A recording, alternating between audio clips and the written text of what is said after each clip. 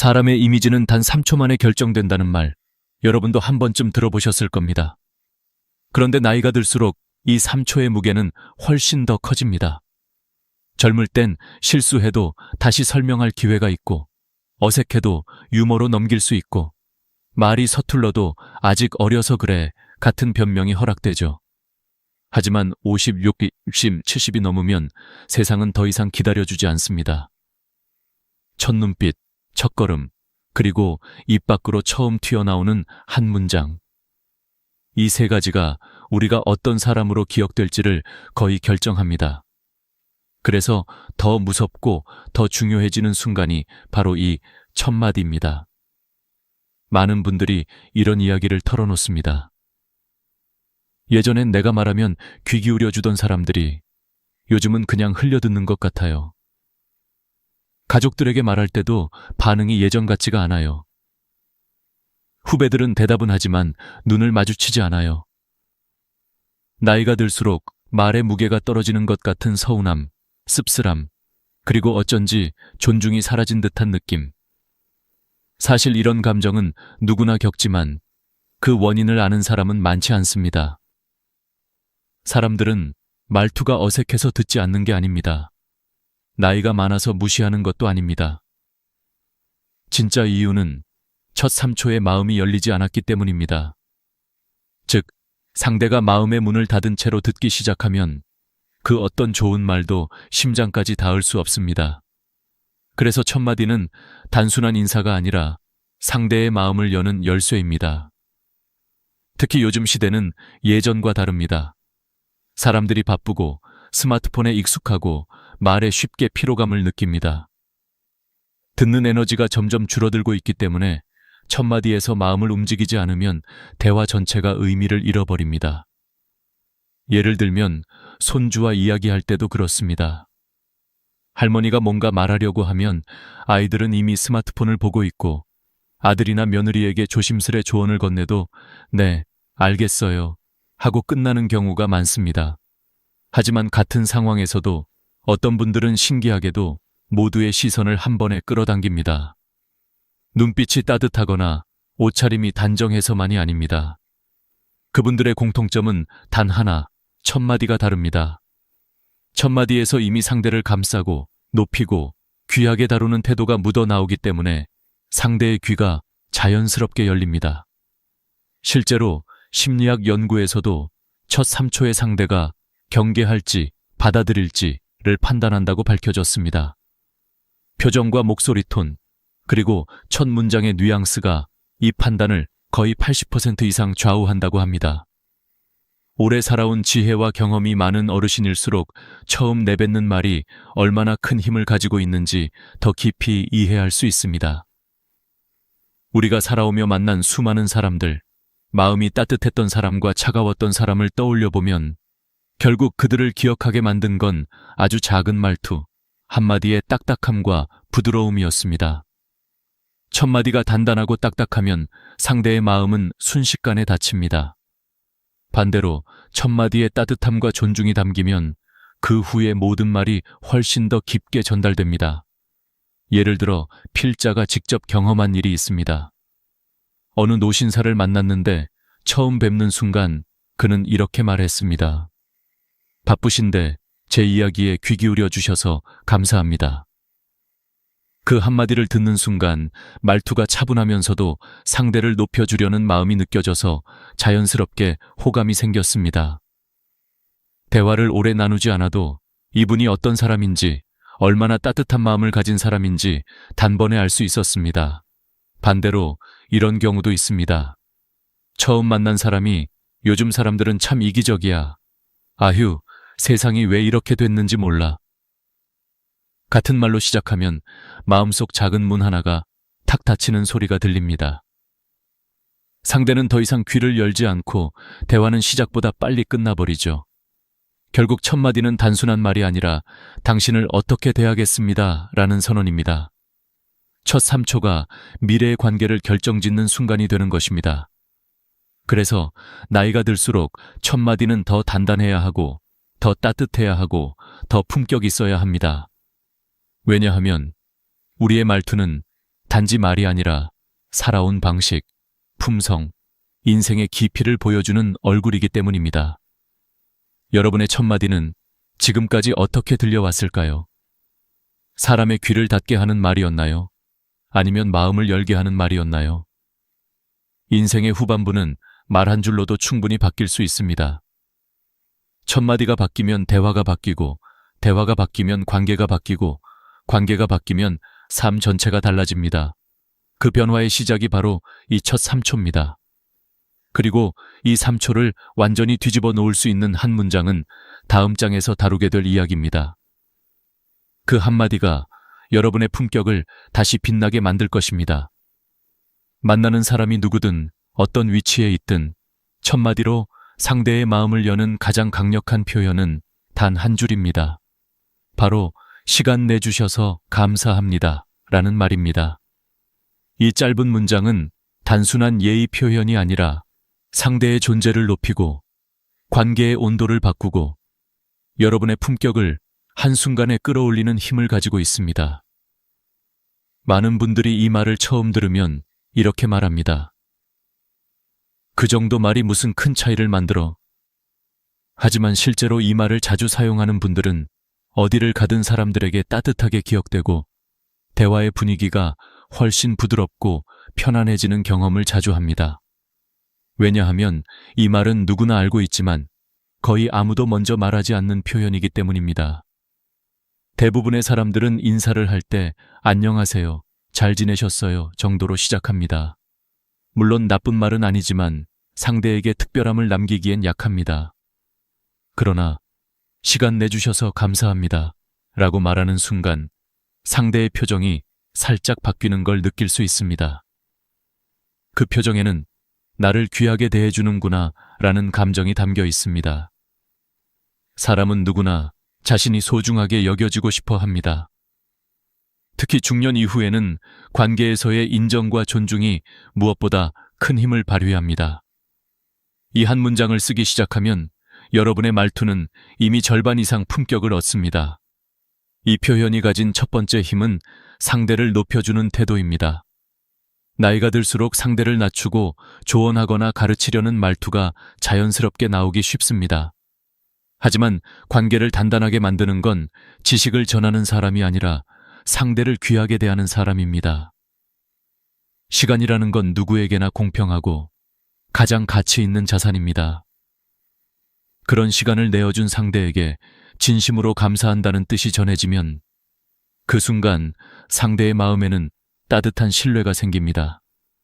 단순히 인사를 하는 사람이 아니라 관계를 소중히 여기는 사람으로 보이게 됩니다.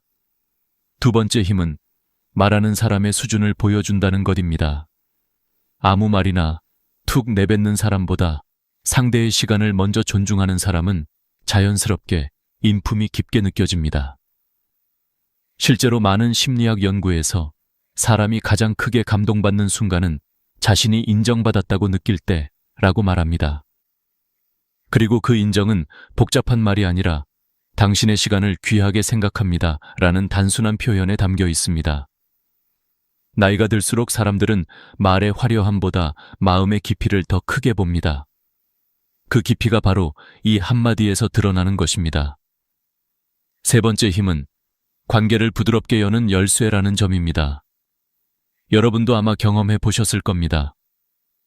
손주가 귀찮다는 듯 갑자기 네, 알겠어요 라고 말하면 왜 그렇게 서운했는지, 혹은 자식들이 말은 들어주지만 눈을 마주치지 않을 때 느껴지는 거리감. 그런데 신기하게도 같은 사람에게 바쁜데 시간 내줘서 고맙다 라고 말하면 그 순간 분위기가 바뀝니다. 말은 단순한 소리의 전달이 아니라 마음의 교환입니다.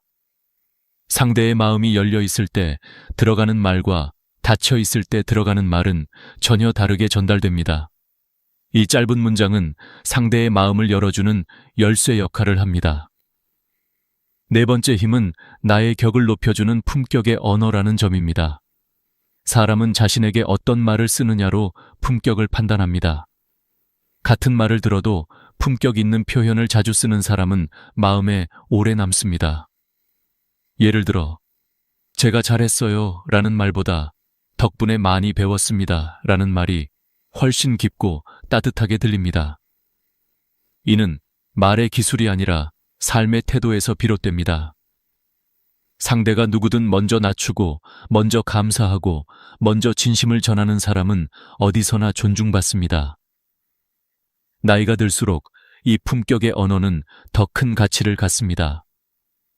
형식적인 관계보다 진심 있는 표현을 더 중요하게 여기게 되기 때문입니다. 다섯 번째 힘은 대화의 분위기를 결정짓는 출발점이라는 점입니다. 대화는 첫 문장에서 방향이 이미 정해집니다. 가벼운 농담으로 시작하면 관계는 편안해지고, 불만이나 푸념으로 시작하면 분위기가 차갑게 식습니다. 하지만 감사로 시작하면 대화는 자연스럽게 따뜻함으로 흘러갑니다. 시간 내주셔서 감사합니다라는 말은 작은 불씨 같아서 대화 전체에 온기를 퍼뜨리는 역할을 합니다. 그래서 품격 있는 사람의 말은 끝보다 시작에서 더 많은 마음을 움직입니다. 어느 날 실제로 있었던 일입니다.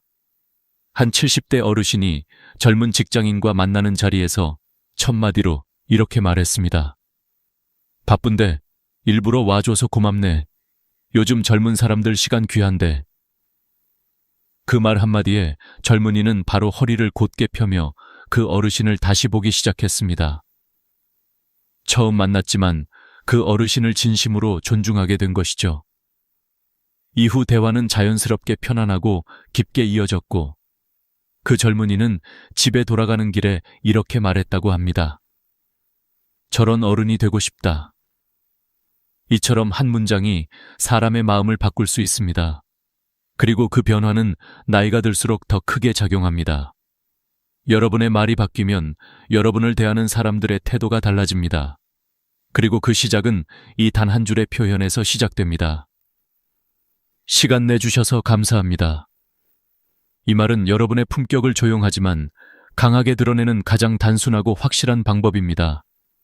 도움이 되는 사람, 함께 있고 싶은 사람, 다시 만나고 싶은 사람의 공통점은 무엇일까요?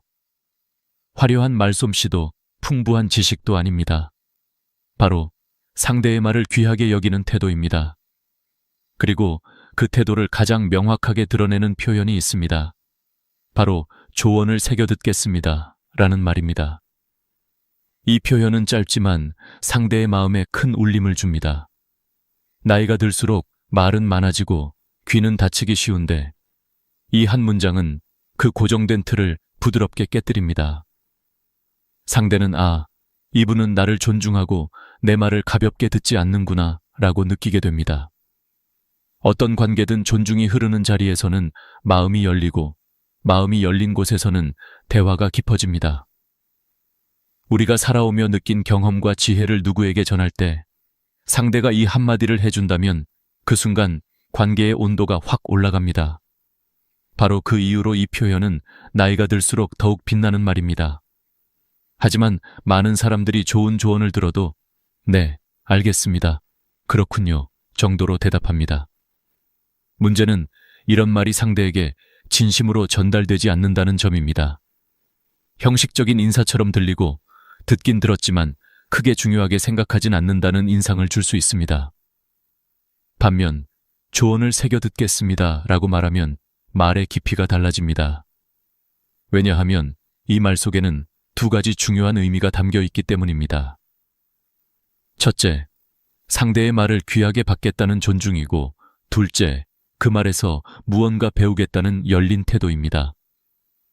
이 두 가지가 동시에 담긴 표현은 흔치 않습니다. 그래서 이 한마디만으로도 여러분의 품격은 한층 더 깊어집니다. 한 예를 들어 보겠습니다. 어느 60대 어르신이 직장 후배에게 건강을 너무 무리하지 말라고 조언했습니다. 후배는 네, 알겠습니다 라고 말하며 스마트폰을 보다가 자리로 돌아갔습니다. 어르신은 괜히 말을 꺼냈다고 느끼며 씁쓸함을 감출 수 없었습니다.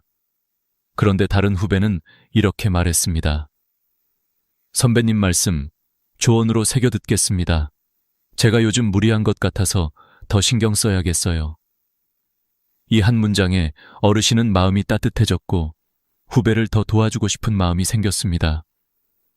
말의 차이는 단 3단어였지만 주는 느낌은 완전히 달랐던 것입니다. 말투는 작은 차이가 모여 인격을 드러냅니다. 이 표현이 가진 더 깊은 힘은 나이 든 사람일수록 배우고자 하는 마음을 보여준다는 점입니다. 보통 나이가 들면 조언을 주는 쪽에 익숙해지고 배우는 입장에서는 점점 멀어지게 됩니다. 하지만 진짜 품격 있는 사람들은 반대입니다. 배움을 멈추지 않는 사람, 모르는 것을 인정할 수 있는 사람, 타인의 의견을 열린 마음으로 받아들이는 사람입니다. 조언을 새겨 듣겠습니다.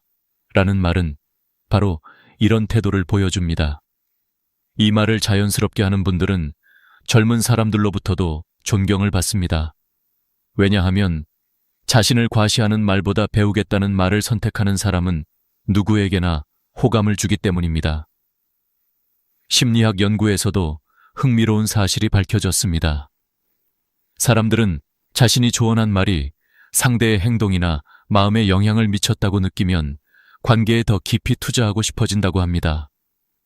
즉, 여러분이 조언을 새겨 듣겠습니다 라고 말하면 상대는 진심으로 여러분에게 관심을 더 기울이게 됩니다.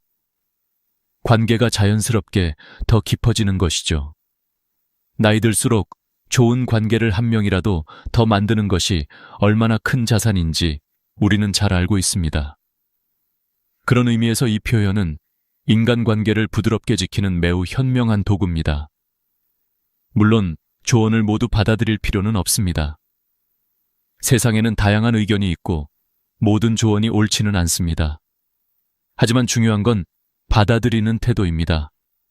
태도가 예쁘면 관계는 부드러워지고 태도가 거칠면 좋은 말도 상처가 됩니다. 그건 아닌 것 같아요. 전 그렇게 생각 안 해요. 라고 말하는 순간 분위기는 단단하게 굳어집니다. 반면 말씀해 주신 부분 생각해 보겠습니다. 조언을 새겨 듣겠습니다. 라고 말하면 상대는 여러분을 존중하는 사람으로 기억합니다. 말의 선택은 곧 관계의 선택입니다. 이 말은 자식과의 관계에서도 큰 힘을 발휘합니다. 부모가 자식에게 조언을 할 때도, 자식이 부모에게 조언을 할 때도 마찬가지입니다. 특히 중년 이후에는 자식이 부모에게 조언을 하는 순간이 점점 많아지기 마련입니다. 예를 들어 건강검진, 생활습관, 재정 문제 등에서 자식이 부모에게 조언할 때가 많습니다. 이때 알았다, 잔소리 좀 그만해라 라고 말하면 갈등이 생기지만 그래, 조언을 새겨 듣겠다 라고 말하면 자식의 마음은 단숨에 부드러워집니다. 나이가 들수록 자식에게 존중받고 싶은 마음은 누구나 가지고 있습니다. 그런데 역설적이게도 부모가 자식의 말을 존중할 때 자식은 부모를 더 깊이 존중하게 됩니다. 존중은 일방적인 것이 아니라 서로를 비추는 거울과 같기 때문입니다. 일상에서도 이 표현을 사용할 순간은 정말 많습니다. 병원에서 의사에게, 모임에서 지인에게, 이웃과 이야기할 때, 심지어 가족과 이야기할 때도 언제든 쓸 수 있는 말입니다. 그리고 이 말이 쌓일 때 여러분의 이미지도 함께 단단해집니다. 말투는 하루아침에 바뀌지 않지만 작은 표현 하나가 습관이 되면 그 사람 전체의 분위기가 달라집니다.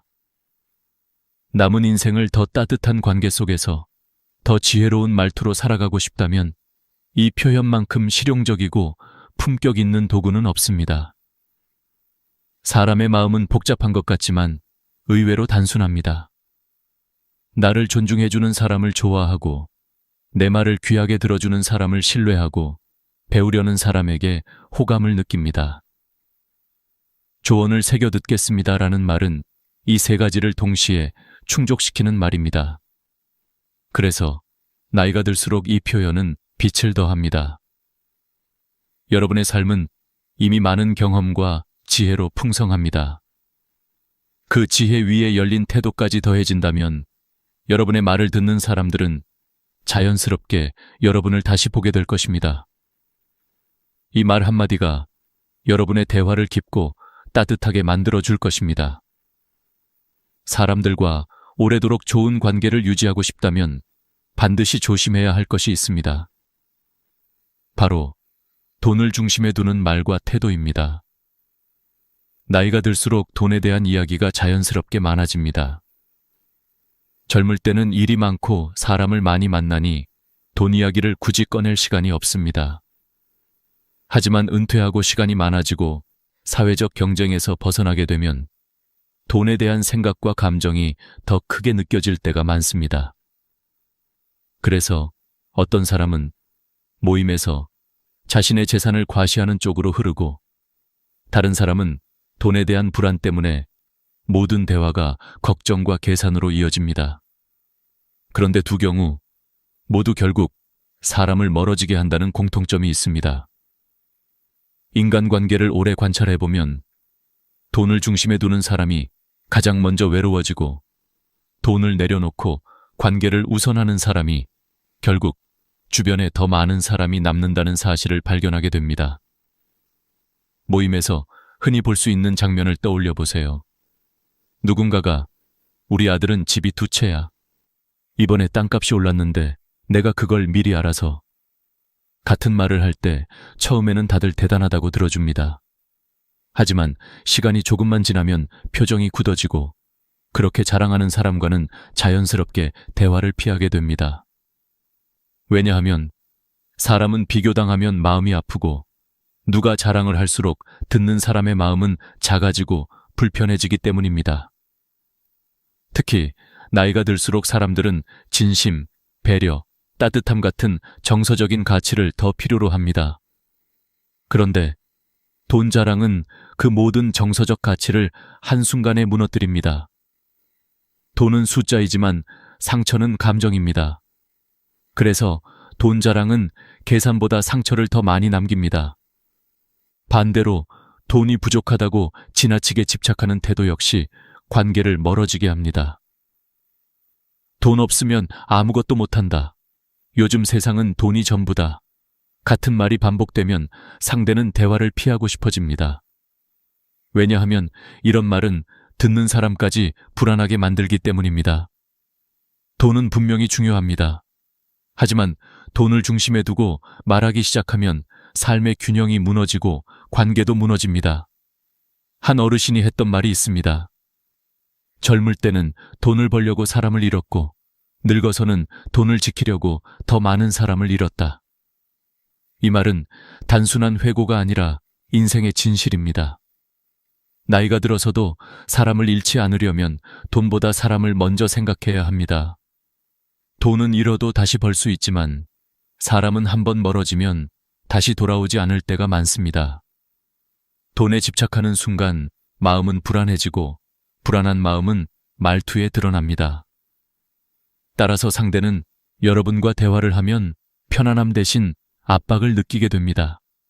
예를 들어 손주와 밥을 먹으면서 밥값이 비싸다, 이건 낭비다 라는 말을 반복하면 손주는 편안함 대신 긴장을 느끼게 됩니다. 반면 너랑 먹으니 참 좋구나, 이 시간 참 소중하다 라고 말하는 순간 손주의 표정이 바뀌고 마음이 부드러워집니다. 결국 돈을 중심에 둔 말은 관계를 무겁게 만들고, 감사를 중심에 둔 말은 관계를 가볍게 만듭니다. 노년의 품격은 지갑의 두께가 아니라 말의 온도에서 드러난다는 말이 괜히 나온 것이 아닙니다.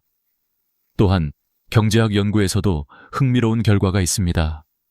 돈을 자주 이야기하는 사람일수록 정서적 만족도가 낮고 대화를 경쟁으로 느끼는 경향이 있다고 합니다. 반면 돈 이야기를 줄이고 감정 경험 감사 표현을 자주 사용하는 사람일수록 삶의 안정감이 높고 주변 사람들과의 관계도 더 탄탄하다고 합니다. 즉, 돈을 어떻게 말하느냐가 노후의 행복을 좌우하는 중요한 변수라는 뜻입니다. 말은 습관이 되고, 습관은 성격이 되고, 성격은 삶을 결정합니다. 그렇다면 지금 바꿀 수 있는 건 바로 돈에 대한 말 습관입니다. 실제로 품격 있는 어르신들은 돈 이야기를 거의 하지 않습니다.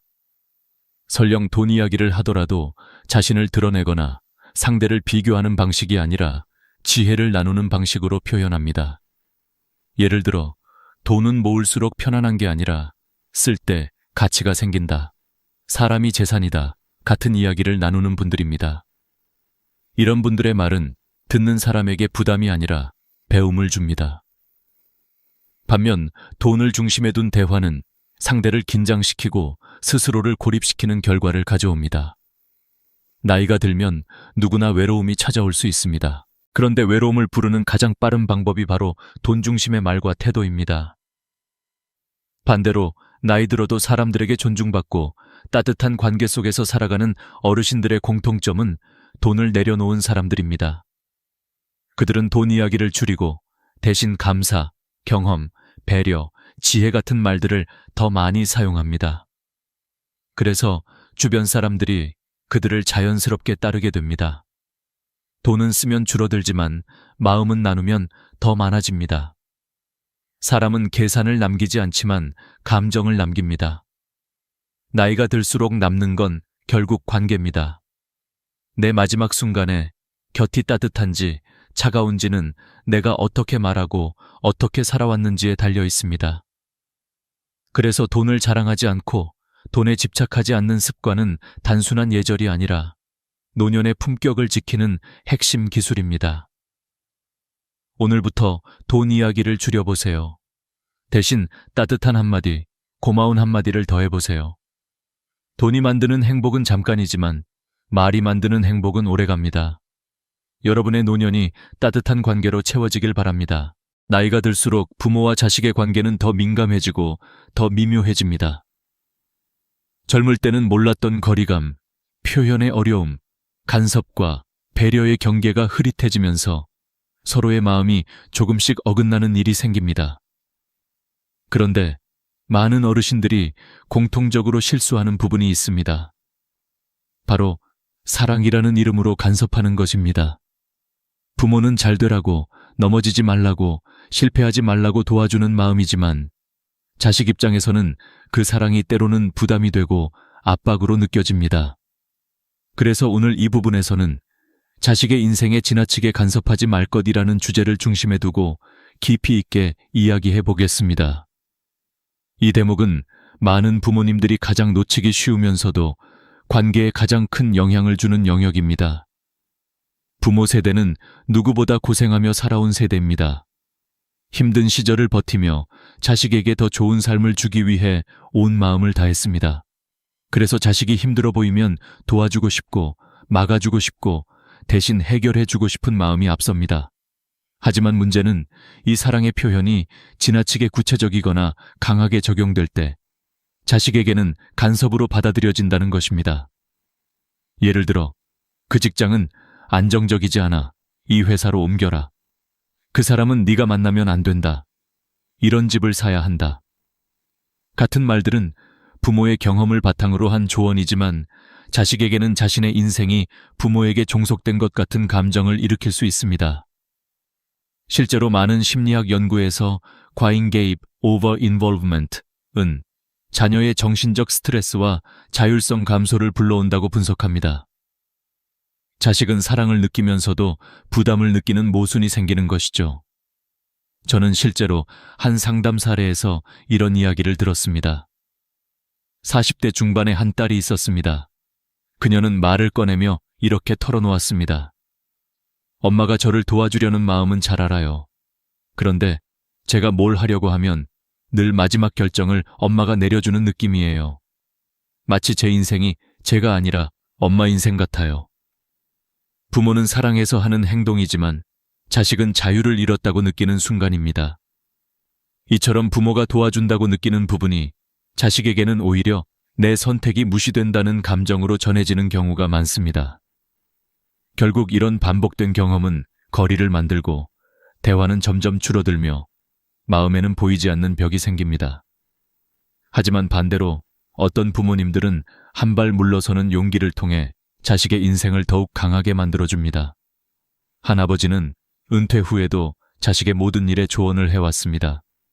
그러다 어느 날 아들이 조심스럽게 말했습니다. 아버지 의견은 고맙지만 제가 스스로 해본 뒤 실패하면 그때 알려달라고 하면 안 될까요? 그 말에 아버지는 생각이 깊어졌습니다. 이후 그는 아들에게 이렇게 말했습니다. 내가 해줄 수 있는 건 이제 응원뿐이다. 그 한 문장이 아들의 마음을 단단하게 세웠고 두 사람의 관계를 한층 더 성숙하게 만들었습니다. 부모가 한 발 물러설 때 자식은 한 발 앞으로 나아갈 힘을 얻습니다. 자식에게 지나친 간섭을 하지 않는다는 건 무관심을 의미하는 게 아닙니다. 오히려 신뢰를 의미합니다. 자식을 믿는 마음, 스스로 선택할 수 있다고 생각하는 마음, 실패해도 일어설 수 있다는 믿음이 자식에게 가장 큰 선물입니다. 오래된 통계 하나를 보면 더욱 분명해집니다. 한국가정학 연구에 따르면 부모의 간섭이 많을수록 자식의 결혼 만족도, 직업 만족도, 정신적 안정감이 모두 낮아지는 것으로 나타났습니다. 반면 부모의 신뢰와 지지가 높을수록 자식의 삶의 만족도와 관계의 질이 모든 면에서 높아졌습니다. 결국 부모의 역할은 간섭이 아니라 지지라는 뜻입니다. 어르신들이 간혹 하는 말이 있습니다. 내가 도와주면 편하잖아. 맞습니다. 부모가 나서면 당장은 편합니다. 하지만 부모가 다 해버리면 자식은 강해질 기회를 잃습니다. 삶은 결국 스스로 부딪혀야 성장하고 실수하면서 배워야 단단해집니다. 부모의 사랑이 자식을 약하게 만들지 않아야 합니다. 진짜 사랑은 자식을 편하게 만드는 것이 아니라 스스로 살아갈 수 있게 만드는 것입니다. 그럼 구체적으로 어떻게 해야 할까요? 첫째, 조언을 할 때는 명령형이 아니라 선택형으로 바꾸세요. 이렇게 해야 해. 대신 너라면 어떤 게 더 좋다고 생각해? 라고 물어보면 됩니다. 둘째, 자식이 결정을 내렸을 때 틀렸다고 느껴져도 바로 지적하지 말고 내 선택을 응원하고 지켜볼게 라고 말해보세요. 셋째, 도움을 줄 때도 먼저 물어보세요. 이 부분 도와주는 게 너한테 더 편할까? 아니면 네가 스스로 해보고 싶니? 이렇게 물어보는 작은 변화 하나가 자식에게는 커다란 존중으로 다가옵니다. 넓은 세상을 떠올려 보세요. 모든 나무는 뿌리의 힘으로 자랍니다. 하지만 나무가 자라려면 뿌리가 너무 꽉 잡고 있어서는 안 됩니다. 적당히 잡아주되 위로 뻗어갈 여지도 주어야 합니다.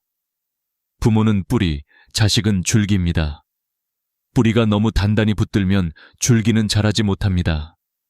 그러나 뿌리가 든든하게 지켜만 주면 줄기는 하늘 향해 힘있게 뻗어갑니다. 여러분의 자식은 이미 어른입니다. 이제는 여러분의 인생과 자식의 인생이 분리되어야 합니다. 그 순간 관계는 더 성숙해지고 서로 더 따뜻한 거리를 유지할 수 있습니다. 지나친 간섭을 멈추는 것, 그것은 결국 여러분 자신에게도 자유를 주는 일이 될 것입니다. 나이가 들수록 마음속에 쌓이는 감정들은 더 깊어지고 말은 더 조심스러워지며 하루하루의 선택이 삶의 품격을 결정짓기 시작합니다. 그래서 마지막으로 이야기할 부분은 오늘을 미루지 말 것입니다. 이 주제는 단순한 생활 습관이 아닙니다. 노년의 삶을 밝게 만들지 아니면 후회로 채울지가 이 한 가지에 달려 있다고 해도 과언이 아닙니다. 사람들은 흔히 이런 말을 합니다. 나중에 하지. 내일 하면 되지. 하지만 평생을 살아보면 우리는 너무 잘 압니다. 나중이라는 시간은 생각보다 빨리 지나가고 내일이라는 날은 반드시 오지 않을 때가 많다는 것을 말입니다.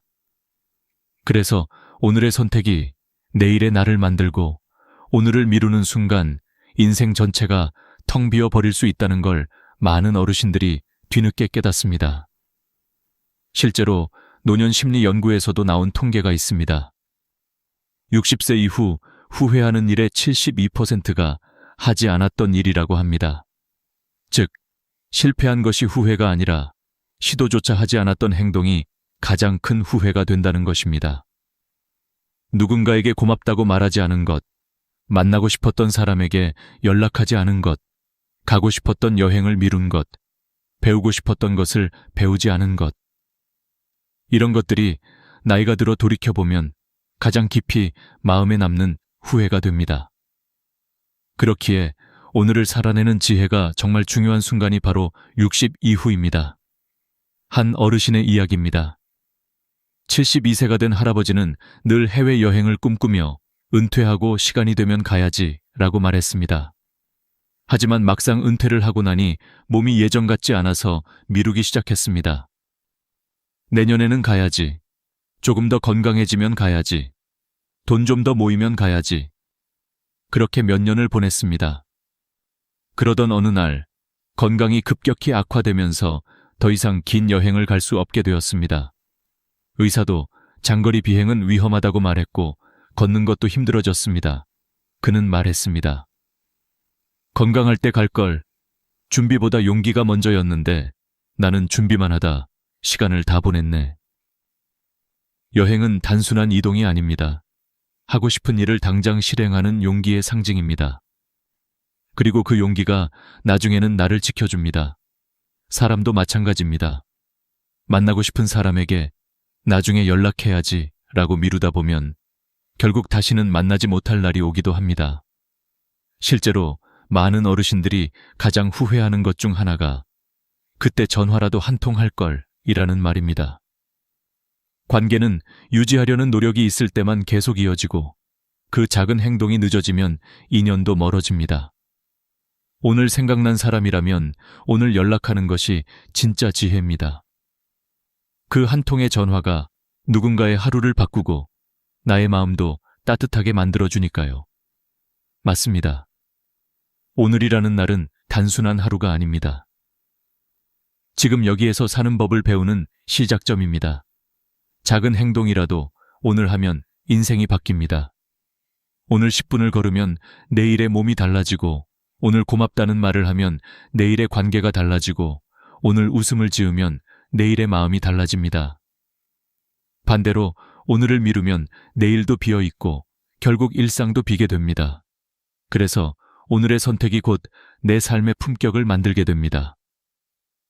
병원 진료 데이터에서도 아주 중요한 지표가 있습니다.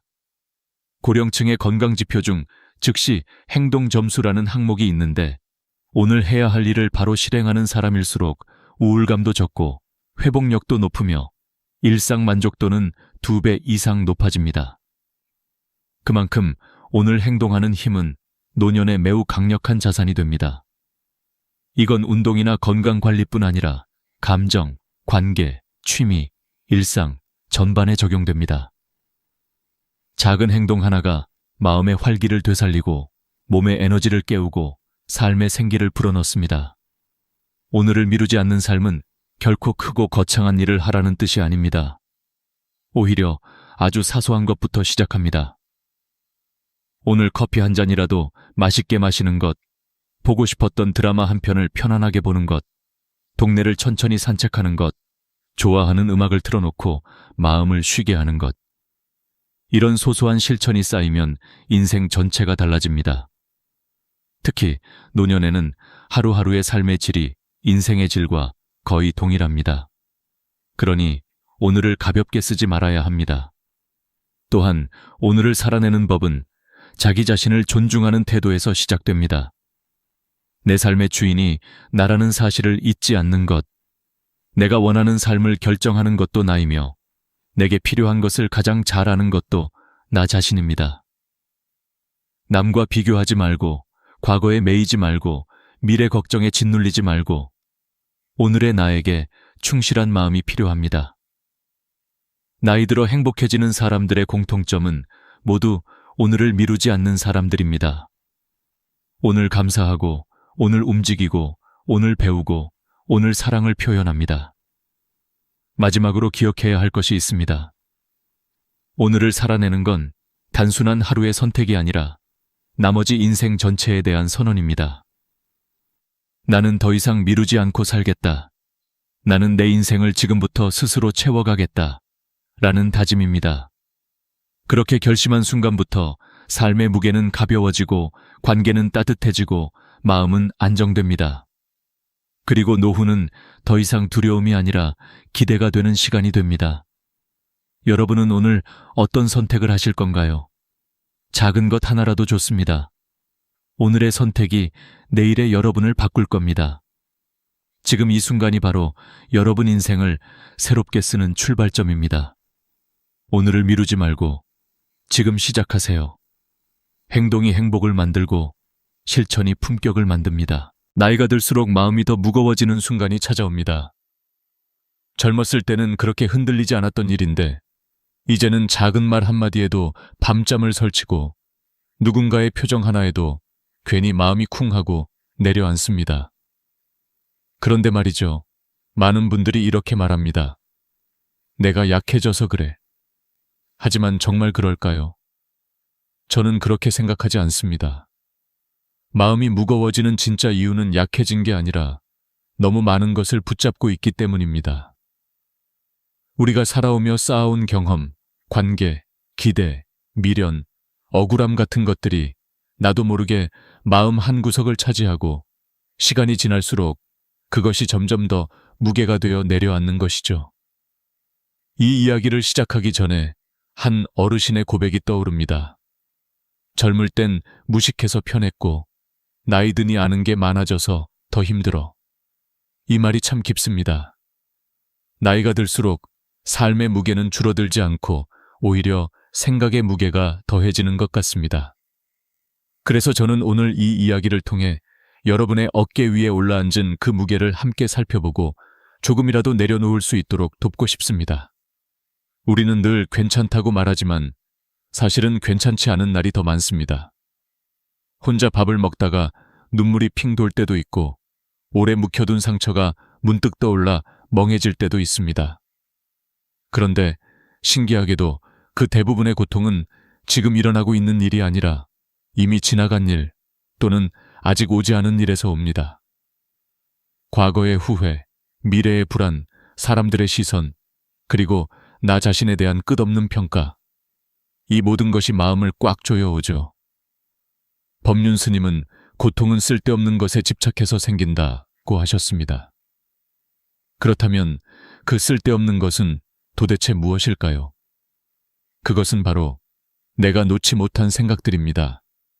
손에 쥐고 있는 것이 중요한 게 아니라 놓지 못하고 있는 것이 문제인 거죠. 이쯤에서 질문을 하나 드리고 싶습니다. 지금 당신 마음을 무겁게 누르고 있는 것이 정말 그렇게까지 중요한가요? 혹시 여러분도 이런 경험이 있을 겁니다.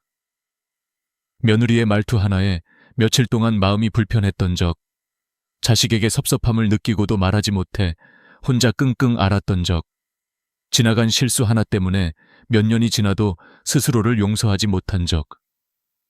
그런데 시간이 흐르고 돌아보면 그 감정들이 정말 내 인생을 뒤흔들 만큼 큰 의미가 있었던가요? 많은 분들이 이렇게 말하죠. 그때는 왜 그게 그렇게 화가 났는지 모르겠어. 이 말은 곧 우리가 붙잡고 있던 감정의 상당수가 사실은 놓아도 되는 것이었다는 뜻이기도 합니다. 실제로 한국의 심리상담센터 통계에 따르면 60세 이상 상담 이유 1위가 관계 스트레스, 2위가 감정 조절의 어려움이라고 합니다. 몸보다 마음이 먼저 지치는 나이가 된다는 거죠. 이는 잘못된 것이 아니라 아주 자연스러운 현상입니다. 왜냐하면 우리는 살아오며 너무 많은 것을 쌓아왔기 때문입니다. 그러나 아이러니하게도 바로 그 쌓아온 것이 삶을 무겁게 만드는 짐이 되기도 합니다. 그래서 인생 후반기에는 비우는 공부가 필요합니다. 배우고 채우는 것보다 훨씬 더 중요한 것은 내려놓는 연습입니다. 어느 70대 어르신은 남편의 무뚝뚝한 말투 때문에 평생 상처를 받았다고 합니다. 그런데 어느 날 문득 깨달았다고 합니다. 저 사람은 원래 저런 사람인데 내가 왜 50년 동안 바꿔보겠다고 애를 썼지? 그 순간 마음이 편안해졌다고 하셨어요. 이 이야기는 많은 걸 시사합니다. 우리가 힘들었던 이유는 상대 때문이 아니라 내가 붙잡고 있던 기대 때문이었다는 것이죠. 기대는 사랑의 그림자처럼 보이지만 사실은 상처의 씨앗이 되기도 합니다. 그리고 또 하나, 사람들이 의외로 놓지 못하는 것이 있습니다. 바로 나에 대한 평가입니다. 나이가 들어도 사람의 마음은 참 섬세합니다. 누가 나를 무시하는 것처럼 느껴지면 금세 마음이 다치고 누가 나를 칭찬해주면 하루 종일 기분이 좋습니다. 그런데 법륜 스님은 이렇게 말합니다. 남이 나를 어떻게 보는지는 그 사람의 일이다. 남의 마음을 우리가 어찌 알 수 있을까요? 그런데 우리는 평생 남의 시선 속에서 살아왔습니다. 젊을 때는 사회에서, 중년에는 직장에서, 노년에는 가족 안에서. 그러다 보니 어느 순간 내가 나를 어떻게 보는지는 사라지고 오직 남이 나를 어떻게 보느냐만 남습니다. 이건 정말 슬픈 일입니다. 그래서 저는 오늘 이 이야기를 시작하며 한 가지 약속을 드립니다. 이 영상이 끝날 때쯤 여러분의 마음 한켠에 오래 눌려있던 무언가가 조금이라도 내려가 있기를, 그리고 그동안 스스로를 너무 힘들게 했던 생각들 중 하나라도 그래, 이제는 놓아도 되겠다 하고 내려놓을 수 있기를, 우리가 함께 이 길을 걸어가 볼 겁니다. 마음을 괴롭히는 헛된 믿음들, 쓸데없는 집착들, 그리고 놓아야 할 감정들, 지금부터 그 무게들을 하나씩 살펴보며 진짜 가벼운 마음이 무엇인지 배워보려 합니다. 당신의 인생은 아직 늦지 않았습니다. 마음은 나이가 들지 않기 때문입니다. 살다 보면 우리는 누구나 마음속에 이 정도쯤이야 하고 넘기는 작은 감정들이 쌓여 어느 순간 큰 고통이 되는 순간을 맞이합니다. 그런데 그 고통의 실체를 하나씩 들여다보면 놀랍게도 대부분이 현실이 아니라 내가 만든 착각, 내가 붙잡고 있는 헛된 믿음들입니다. 법륜 스님은 이런 마음의 함정들을 쓸데없는 집착이라고 표현하셨습니다. 그런데 많은 분들이 아니, 나는 아무것도 욕심내지 않고 조용히 살고 있는데 무슨 집착이냐고 말합니다. 하지만 평범한 일상 속에도 마음을 갉아먹는 집착은 얼마든지 숨어 있습니다. 그 대표적인 것이 바로 남의 시선, 과거에 대한 후회, 끝없는 비교, 기대, 욕망, 그리고 관계에 대한 오해입니다. 먼저 한국인들이 가장 자주 빠지는 첫 번째 함정은 남이 나를 어떻게 볼까 지나치게 의식하는 마음입니다. 특히 50, 80대 분들은 젊은 시절부터 체면, 예의, 남의 눈이라는 문화 속에서 살아왔습니다. 그래서 누군가의 말투 하나에도 저 사람이 나를 무시하는 건가 라는 생각이 들고 길거리에 혼자 서 있는 모습만으로도 괜히 부끄러워지는 순간이 많습니다. 그런데 심리학 연구에 따르면 사람들은 남을 생각하는데 하루 평균 3%도 쓰지 않는다고 합니다. 다시 말해, 우리가 남들이 나를 이렇게 볼 거야 라고 생각하는 97%는 사실 내 상상이라는 거죠. 한 어르신이 이런 말씀을 하셨습니다. 내가 걱정했던 그 시선은 알고 보니 전부 내가 만든 그림자였더라. 두 번째 함정은 과거에 머무는 마음입니다. 그때 내가 왜 그랬을까? 그 말을 안 했으면 얼마나 좋았을까? 다시 돌릴 수만 있다면, 이런 생각을 반복하는 건 마음의 독이 됩니다. 뇌과학에서는 과거의 후회를 자꾸 떠올릴수록 스트레스 호르몬인 코르티솔이 증가한다고 합니다. 그래서 몸이 더 지치고 면역력이 떨어지죠. 그런데 중요한 사실은 과거는 우리가 아무리 붙잡아도 바꿀 수 없다는 것입니다. 바꿀 수 없는 것을 계속 붙잡으면 삶은 무거워지고 바꿀 수 있는 오늘은 놓쳐버립니다. 세 번째 함정은 비교입니다. 비교는 삶을 잠식하는 습관입니다. 저 집은 여행도 잘만 다니는데 저 사람은 손주들한테 사랑받는다던데 왜 나는 저렇게 못할까? 모든 비교는 마음의 열등감을 키웁니다. 한국보건사회연구원의 조사에 따르면 60세 이상이 느끼는 우울감의 주요 원인 중 하나가 바로 비교였습니다. 남과 비교하는 순간 우리는 가진 것의 소중함을 보지 못합니다. 비교는 늘 나를 부족하게 만들고 남은 더 행복해 보이게 만들 뿐입니다. 네 번째 함정은 누군가에게 지나친 기대를 걸고 그 기대가 충족되지 않으면 실망하는 마음입니다. 특히 자녀와의 관계에서 이런 상황이 많이 일어납니다. 이번엔 아들이 꼭 와주겠지. 며느리가 이번 생일만큼은 챙겨주겠지. 남편이 이번엔 알아주겠지. 하지만 사람은 내가 원하는 대로 움직이지 않습니다. 한 70대 어머니가 이런 말씀을 하신 적이 있습니다. 기대하면 실망하고 기대 안 하면 감사하게 되더라. 이것이 참된 지혜입니다. 다섯 번째는 조금만 더라는 끝없는 욕망입니다. 조금만 더 모으면, 조금만 더 건강해지면, 조금만 더 편해지면. 하지만 그 조금만은 끝이 없습니다. 연구에 따르면 돈과 행복의 상관관계는 일정 수준까지이고 그 이후로는 소득이 늘어도 행복감의 증가가 거의 없다고 합니다. 즉, 우리가 행복하지 않은 이유는 가진 것이 적어서가 아니라 더 가지려는 마음이 끝없이 이어지기 때문입니다. 여섯 번째는 사람을 바꾸려는 마음입니다. 남편이 조금만 다정했으면, 아들이 말이라도 좀 예쁘게 했으면, 며느리가 조금만 이해심이 있었으면. 하지만 심리학에서 말하듯 사람은 스스로 원할 때만 변합니다. 바꾸려 해도 바뀌지 않는 것은 나이가 들어서가 아니라 그 사람의 성격과 방식대로 살아가기 때문입니다. 결국 마음이 상하고 실망하는 것은 내 기준을 상대에게 억지로 끼워 맞추려 했기 때문입니다. 이런 착각들이 반복되면 마음은 점점 지치고 작은 일에도 크게 흔들립니다. 그런데 여기서 중요한 사실이 하나 있습니다. 이 착각들은 모두 내 밖이 아니라 내 안에서 만들어진다는 겁니다. 남이 나를 괴롭게 만드는 것이 아니라 내가 만든 생각이 나를 괴롭게 합니다.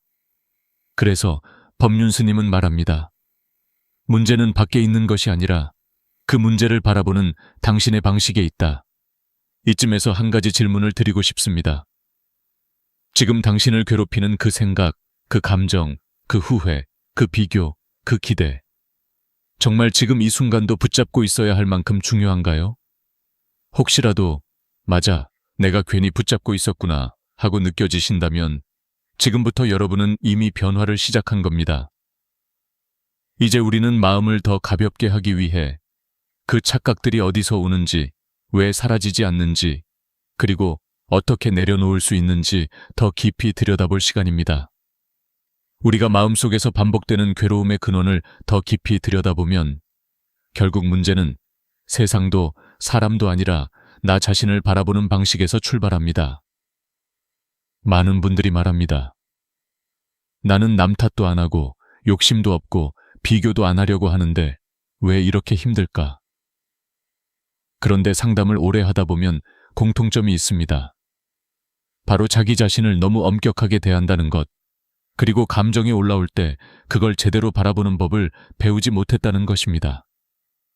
나이가 들수록 마음은 여유로워져야 할 것 같지만 오히려 더 단단하게 굳어지고 작아지는 경우가 많습니다. 이유는 단순합니다.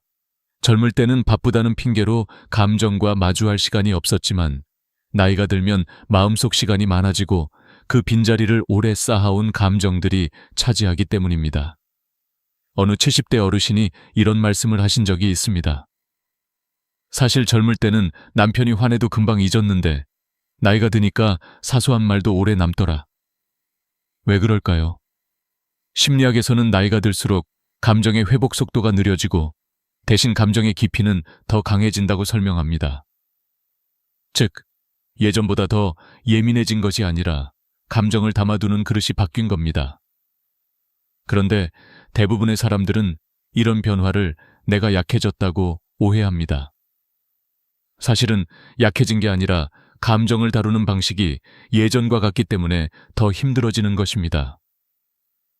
또 하나 중요한 사실이 있습니다. 많은 분들이 평생을 나는 괜찮아 보이려는 삶을 살아왔습니다. 가족에게 강해 보여야 했고, 자식에게 의지가 되어야 했고, 사회에서는 빈틈없는 어른으로 보이기 위해 애를 썼습니다. 그렇게 살다 보니 진짜 나의 감정은 뒤로 밀려났습니다. 그리고 이제는 조금만 상처받아도 내가 왜 이렇게 약해졌지? 라는 자책이 따라붙습니다. 하지만 법륜 스님은 이렇게 말합니다. 자기를 있는 그대로 바라보는 사람이 가장 강한 사람이다. 그런데 있는 그대로 나를 바라본다는 게 말처럼 쉽지 않습니다. 왜냐하면 우리는 평생 누군가에게 인정받아야 의미 있는 존재라고 여겨왔기 때문입니다. 특별히 한국 세대는 성공해야 가치 있다, 참아야 덕이다, 남에게 인정받아야 잘 사는 것이다 라는 기준 속에서 자라왔습니다. 그래서 나이가 들어도 자신의 가치를 남의 반응으로 판단하게 됩니다. 자식이 연락을 자주 하면 좋은 부모, 연락이 뜸하면 부족한 부모라고 생각합니다. 며느리가 예의를 차리면 존중받는다고 느끼고 말투가 조금 차가우면 내가 무시당하는구나 라고 생각합니다. 하지만 이런 방식은 결국 마음을 지치게 만들 뿐입니다. 세계 노인심리학 연구에서는 흥미로운 결과를 보여줍니다. 노년층의 정서적 고통의 70%는 현재의 상황이 아니라 내가 나를 평가하는 방식에서 온다고 합니다. 이는 즉 외부 문제보다 내면의 시선이 훨씬 큰 영향을 미친다는 뜻입니다. 그래서 마음이 평화로워지기 위해 가장 먼저 해야 할 일은 세상을 바꾸는 것이 아니라 자기 자신과의 관계를 다시 맺는 것입니다. 이 과정에서 중요한 것이 바로 자기 관찰, 셀프 observation입니다. 감정이 올라올 때 왜 나한테 이런 감정이 생겼지? 라고 한 템포 쉬고 들여다보는 것만으로 마음은 놀라울 정도로 가벼워집니다. 예를 들어 며느리의 말투가 서운할 때 단순히 저 사람은 나한테 예의가 없어라고 느끼는 것이 아니라 왜 나는 저 말투에 이렇게 흔들릴까? 그동안 쌓였던 감정이 오늘 터진 걸까? 혹시 내가 스스로를 너무 외롭게 만들고 있던 건 아닐까? 라고 바라보면 전혀 다른 해석이 가능합니다. 감정은 나에게 알려주는 신호이지 반드시 따라야 하는 명령이 아닙니다. 또 한 가지 중요한 점은 우리가 자주 남을 바꾸려는 마음을 갖는 이유도 사실 나를 있는 그대로 보기 어렵기 때문입니다. 남편이 변하지 않으면 내가 힘들다고 느끼고 자식이 나를 이해해주지 않으면 내 가치가 흔들리는 것처럼 여깁니다. 하지만 그 근원에는 스스로를 충분히 인정하지 못한 마음이 있습니다. 그래서 누군가에게 기대고 누군가가 나를 만족시키기를 바라게 되고 그 기대가 깨질 때 더 크게 아픕니다. 이쯤에서 한 가지 깨달음이 찾아옵니다. 우리가 진짜 내려놓아야 할 것은 사람도 상황도 아닙니다. 내가 만들어낸 나에 대한 오해입니다. 나는 외로운 사람이다. 나는 부족한 사람이다. 나는 인정받아야 가치 있는 사람이다. 나는 누군가의 사랑이 있어야 편하다. 이런 생각들이 결국 내 삶 전체를 가두고 있었던 것입니다. 그리고 이 생각들을 내려놓는 순간 놀랍게도 마음의 고통은 가벼워지기 시작합니다. 이제부터 우리는 나를 보는 눈을 바꾸는 법을 배우게 될 것입니다. 외부의 문제를 해결하려는 것보다 내 안의 렌즈를 바꾸는 것이 훨씬 빠르고 강력한 변화를 가져옵니다. 마음의 고통은 어떤 특별한 해결책이 필요한 것이 아닙니다. 단지 나를 바로 보는 법을 배우면 됩니다. 그리고 그 순간부터 관계도 달라지고 일상도 달라지고 무엇보다 마음이 달라집니다. 지금 이 순간 당신은 이미 그 변화를 향해 한 걸음을 내디뎠습니다. 우리는 평생 동안 행복은 조금만 더 가면 찾아올 것이다 라는 믿음을 품고 살아왔습니다. 자식이 자리 잡으면, 노후 자금이 어느 정도 모이면, 건강이 조금만 나아지면, 혹은 지금의 어려운 시기가 지나가기만 하면 그때쯤은 웃을 수 있지 않을까 하고 기대합니다. 하지만 인생을 오래 살아온 어르신들의 공통된 고백은 이렇습니다. 기다린 행복은 오지 않더라. 이 말은 결코 허무주의가 아닙니다. 오히려 아주 중요한 진리를 담고 있습니다. 행복은 미래의 사건이 아니라 지금 이 순간의 상태라는 것입니다. 법륜 스님은 행복은 먼 미래에 숨어 있는 것이 아니라 지금 마음이 열릴 때 찾아온다고 말씀하십니다. 이 말은 단순한 위로가 아니라 뇌과학에서도 증명된 사실입니다. 실제로 하버드 대학교의 성인 발달 연구에 따르면 인간의 행복은 환경보다 해석, 소유보다 태도, 미래의 목표보다 현재의 만족감에 훨씬 더 크게 좌우됩니다. 다시 말해, 상황이 좋아져야 행복해지는 것이 아니라 지금 이 순간을 받아들일 때 행복의 문이 열린다는 것입니다. 하지만 우리는 대부분 마음의 렌즈가 과거와 미래로 향해 있습니다. 과거의 실수, 상처, 후회는 여전히 마음 한쪽을 찌르고 있고 미래의 불안, 걱정, 가능성은 또 다른 무게가 되어 어깨에 내려앉습니다. 그 무게를 견디다 보니 정작 지금이라는 순간은 비어버립니다. 지금의 햇살, 지금의 바람, 지금 내 눈앞에 있는 사람, 이 모든 것이 지나쳐갑니다. 그래서 행복은 늘 내 삶의 옆을 스쳐 지나가기만 합니다. 한 80대 어르신에게 어느 날 질문을 드린 적이 있습니다. 선생님은 언제 가장 행복하셨나요? 오래 생각하던 그분은 이렇게 답하셨습니다. 행복한 줄 모르고 살던 때가 가장 행복했지. 이 말 속에는 우리의 삶이 담겨 있습니다. 우리는 행복을 특별한 순간에서 찾으려 하지만 사실은 일상 속 작은 장면들이 가장 따뜻한 행복을 만들어냅니다. 손주가 건넨 작은 메모지, 아침 햇빛에 반짝이는 창문, 식탁 위에 놓인 따뜻한 국 한 그릇. 이런 순간이 모여 하루를 만들고 하루가 모여 삶을 만듭니다. 그런데 우리는 늘 조금 더 큰 행복을 찾느라 이 소중한 조각들을 놓치고 있습니다. 또 하나 중요한 진실이 있습니다. 우리가 생각하는 행복의 조건, 돈, 건강, 관계, 성취, 이런 것들이 실제로는 행복의 절반도 채우지 못한다는 사실입니다. 영국 심리학회 연구에 따르면 행복을 결정하는 요소 중 40%는 마음가짐, 10%는 환경, 50%는 선택과 행동이라고 합니다. 즉, 건강이 조금 나빠져도, 돈이 조금 모자라도, 관계가 완벽하지 않아도 행복할 수 있는 여지는 충분히 남아있다는 뜻입니다. 그러나 많은 사람들은 환경이 완벽해야 행복할 수 있다고 착각합니다. 바로 이 착각이 우리를 평생 지치게 만드는 것입니다. 그리고 또 하나, 행복을 방해하는 대표적인 심리적 요소가 있습니다. 바로 나는 아직 준비가 안 됐다는 마음입니다. 많은 사람들이 행복을 미룹니다. 조금만 더 수고하면, 조금만 더 참으면, 조금만 더 기다리면 행복이 따라올 거라고 믿습니다. 하지만 실제로는 그 조금만은 평생 끝나지 않습니다. 결국 그 과정에서 중요한 시간이 흘러가고, 몸은 늙어가고, 관계는 멀어지고, 마음은 지쳐갑니다. 결국 어르신들이 말하죠. 행복을 미루는 동안 청춘도 기회도 다 지나가더라. 법륜스님은 이렇게 말씀하십니다. 행복은 지금을 인정하는 순간 시작된다. 이 말은 우리가 가진 오랜 착각을 뒤흔듭니다. 행복은 미래에서 우리에게 걸어오는 것이 아니라 지금 내가 선택하는 것입니다. 어떤 상황이든 오늘의 작은 기쁨을 발견할 수 있다면 그것이 바로 행복입니다.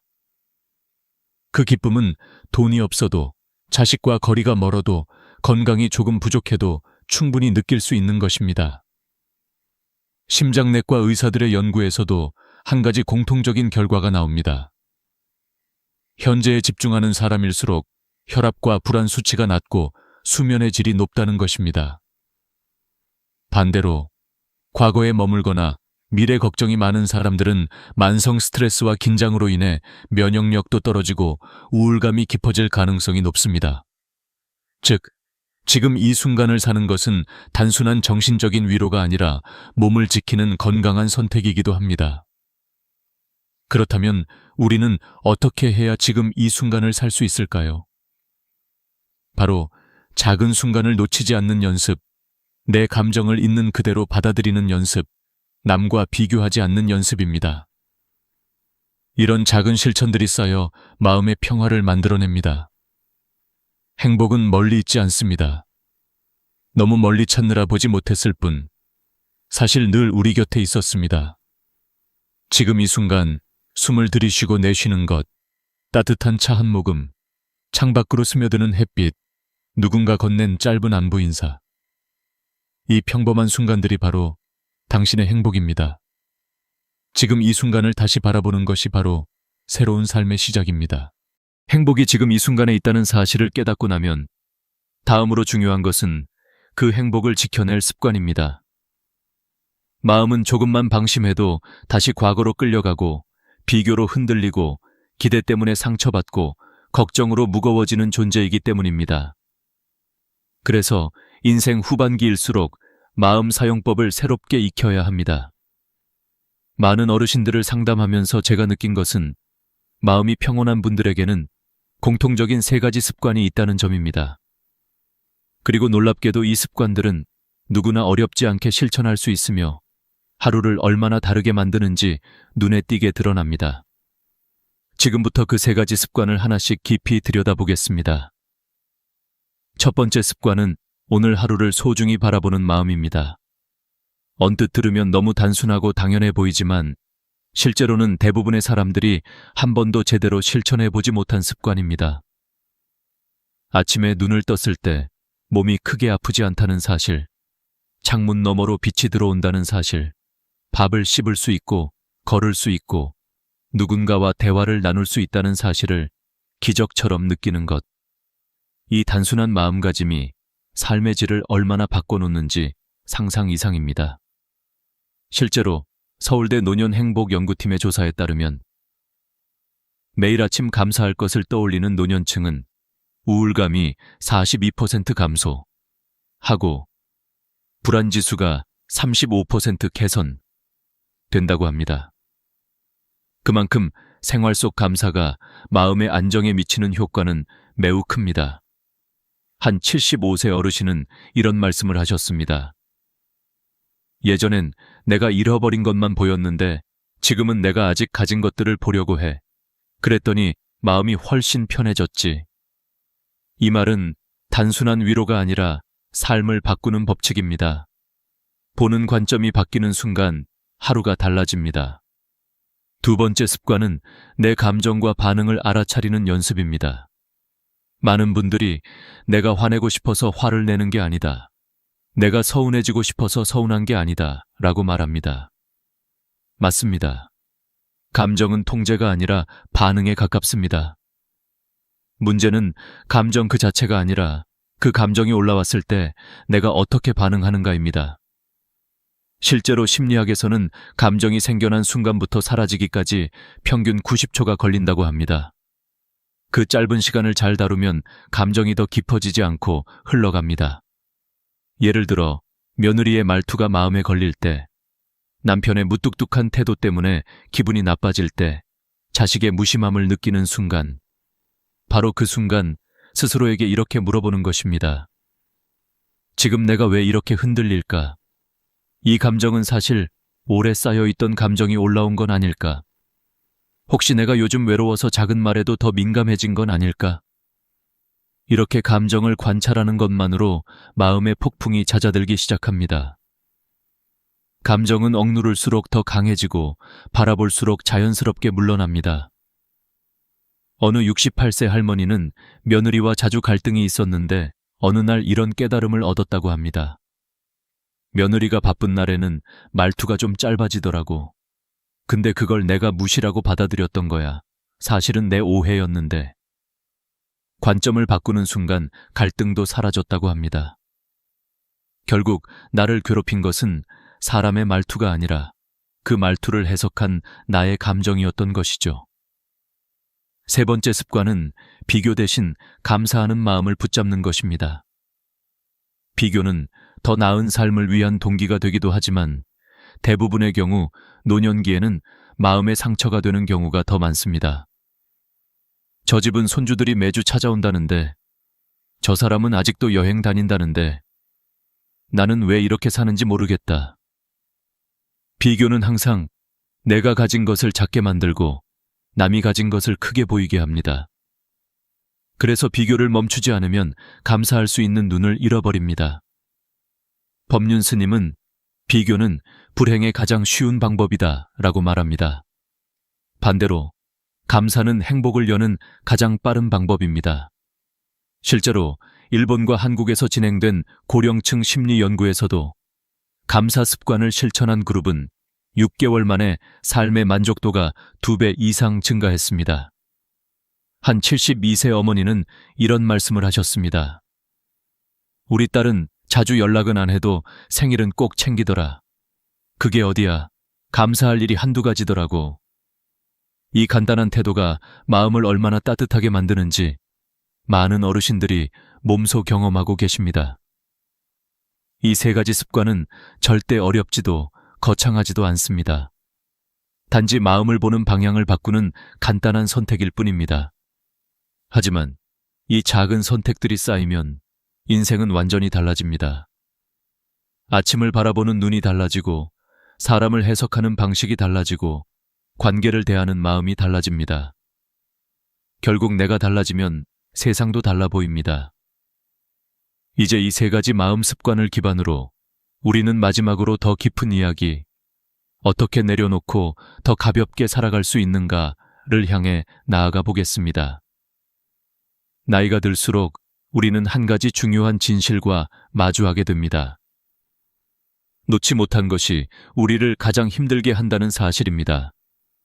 사람도, 기억도, 상처도, 미련도, 억울함도. 마음 한편에서 오래 붙잡혀 있던 것들이 삶 전체의 무게가 됩니다. 그런데 더 놀라운 사실은 우리가 붙잡고 있다고 생각했던 것들이 실은 우리를 붙잡고 있었다는 겁니다. 그래서 오늘 마지막으로 나누고 싶은 이야기는 바로 어떻게 내려놓고 더 가볍게 살아갈 수 있을까입니다. 이 이야기는 단순한 마음가짐의 문제가 아니라 인생 후반기를 지혜롭게 살아가기 위한 가장 중요한 능력입니다. 한 80대 할머니가 이런 말씀을 하신 적이 있습니다. 내가 내려놓으니까 내가 편하더라.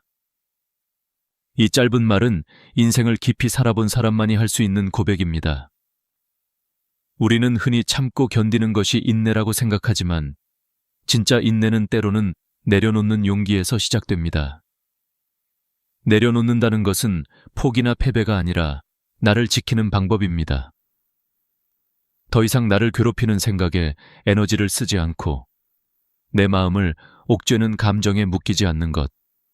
바로 그것이 내려놓기의 본질입니다.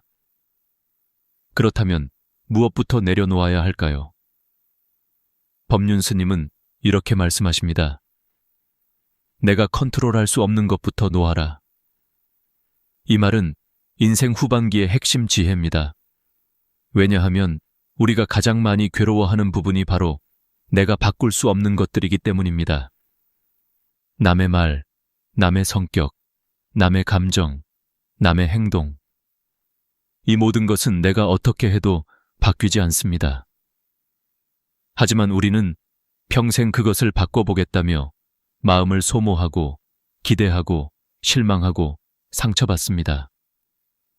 그래서 내려놓기의 첫 단계는 내 힘으로 바꿀 수 없는 것들을 손에서 내려놓는 것입니다. 예를 들어 자식이 자주 찾아오지 않는다고 해서 그것을 붙잡고 서운함을 계속 쌓는다면 결국 고통은 나의 몫입니다. 어느 70대 어르신은 이렇게 깨달았다고 합니다. 예전에는 자식이 안 오면 서운했는데 이제는 바쁜가 보다. 그럼 난 오늘 나를 위해 뭘 해볼까 하고 생각을 바꾸니까 마음이 편해졌어요. 바뀐 건 자식이 아니라 그 어르신의 관점입니다. 내려놓는다는 건 결국 세상을 바꾸는 것이 아니라 내가 세상을 바라보는 방식을 바꾸는 일입니다. 또 한 가지, 내려놓기 위해 반드시 알아야 할 중요한 사실이 있습니다. 감정은 붙잡는다고 사라지지 않는다는 것입니다.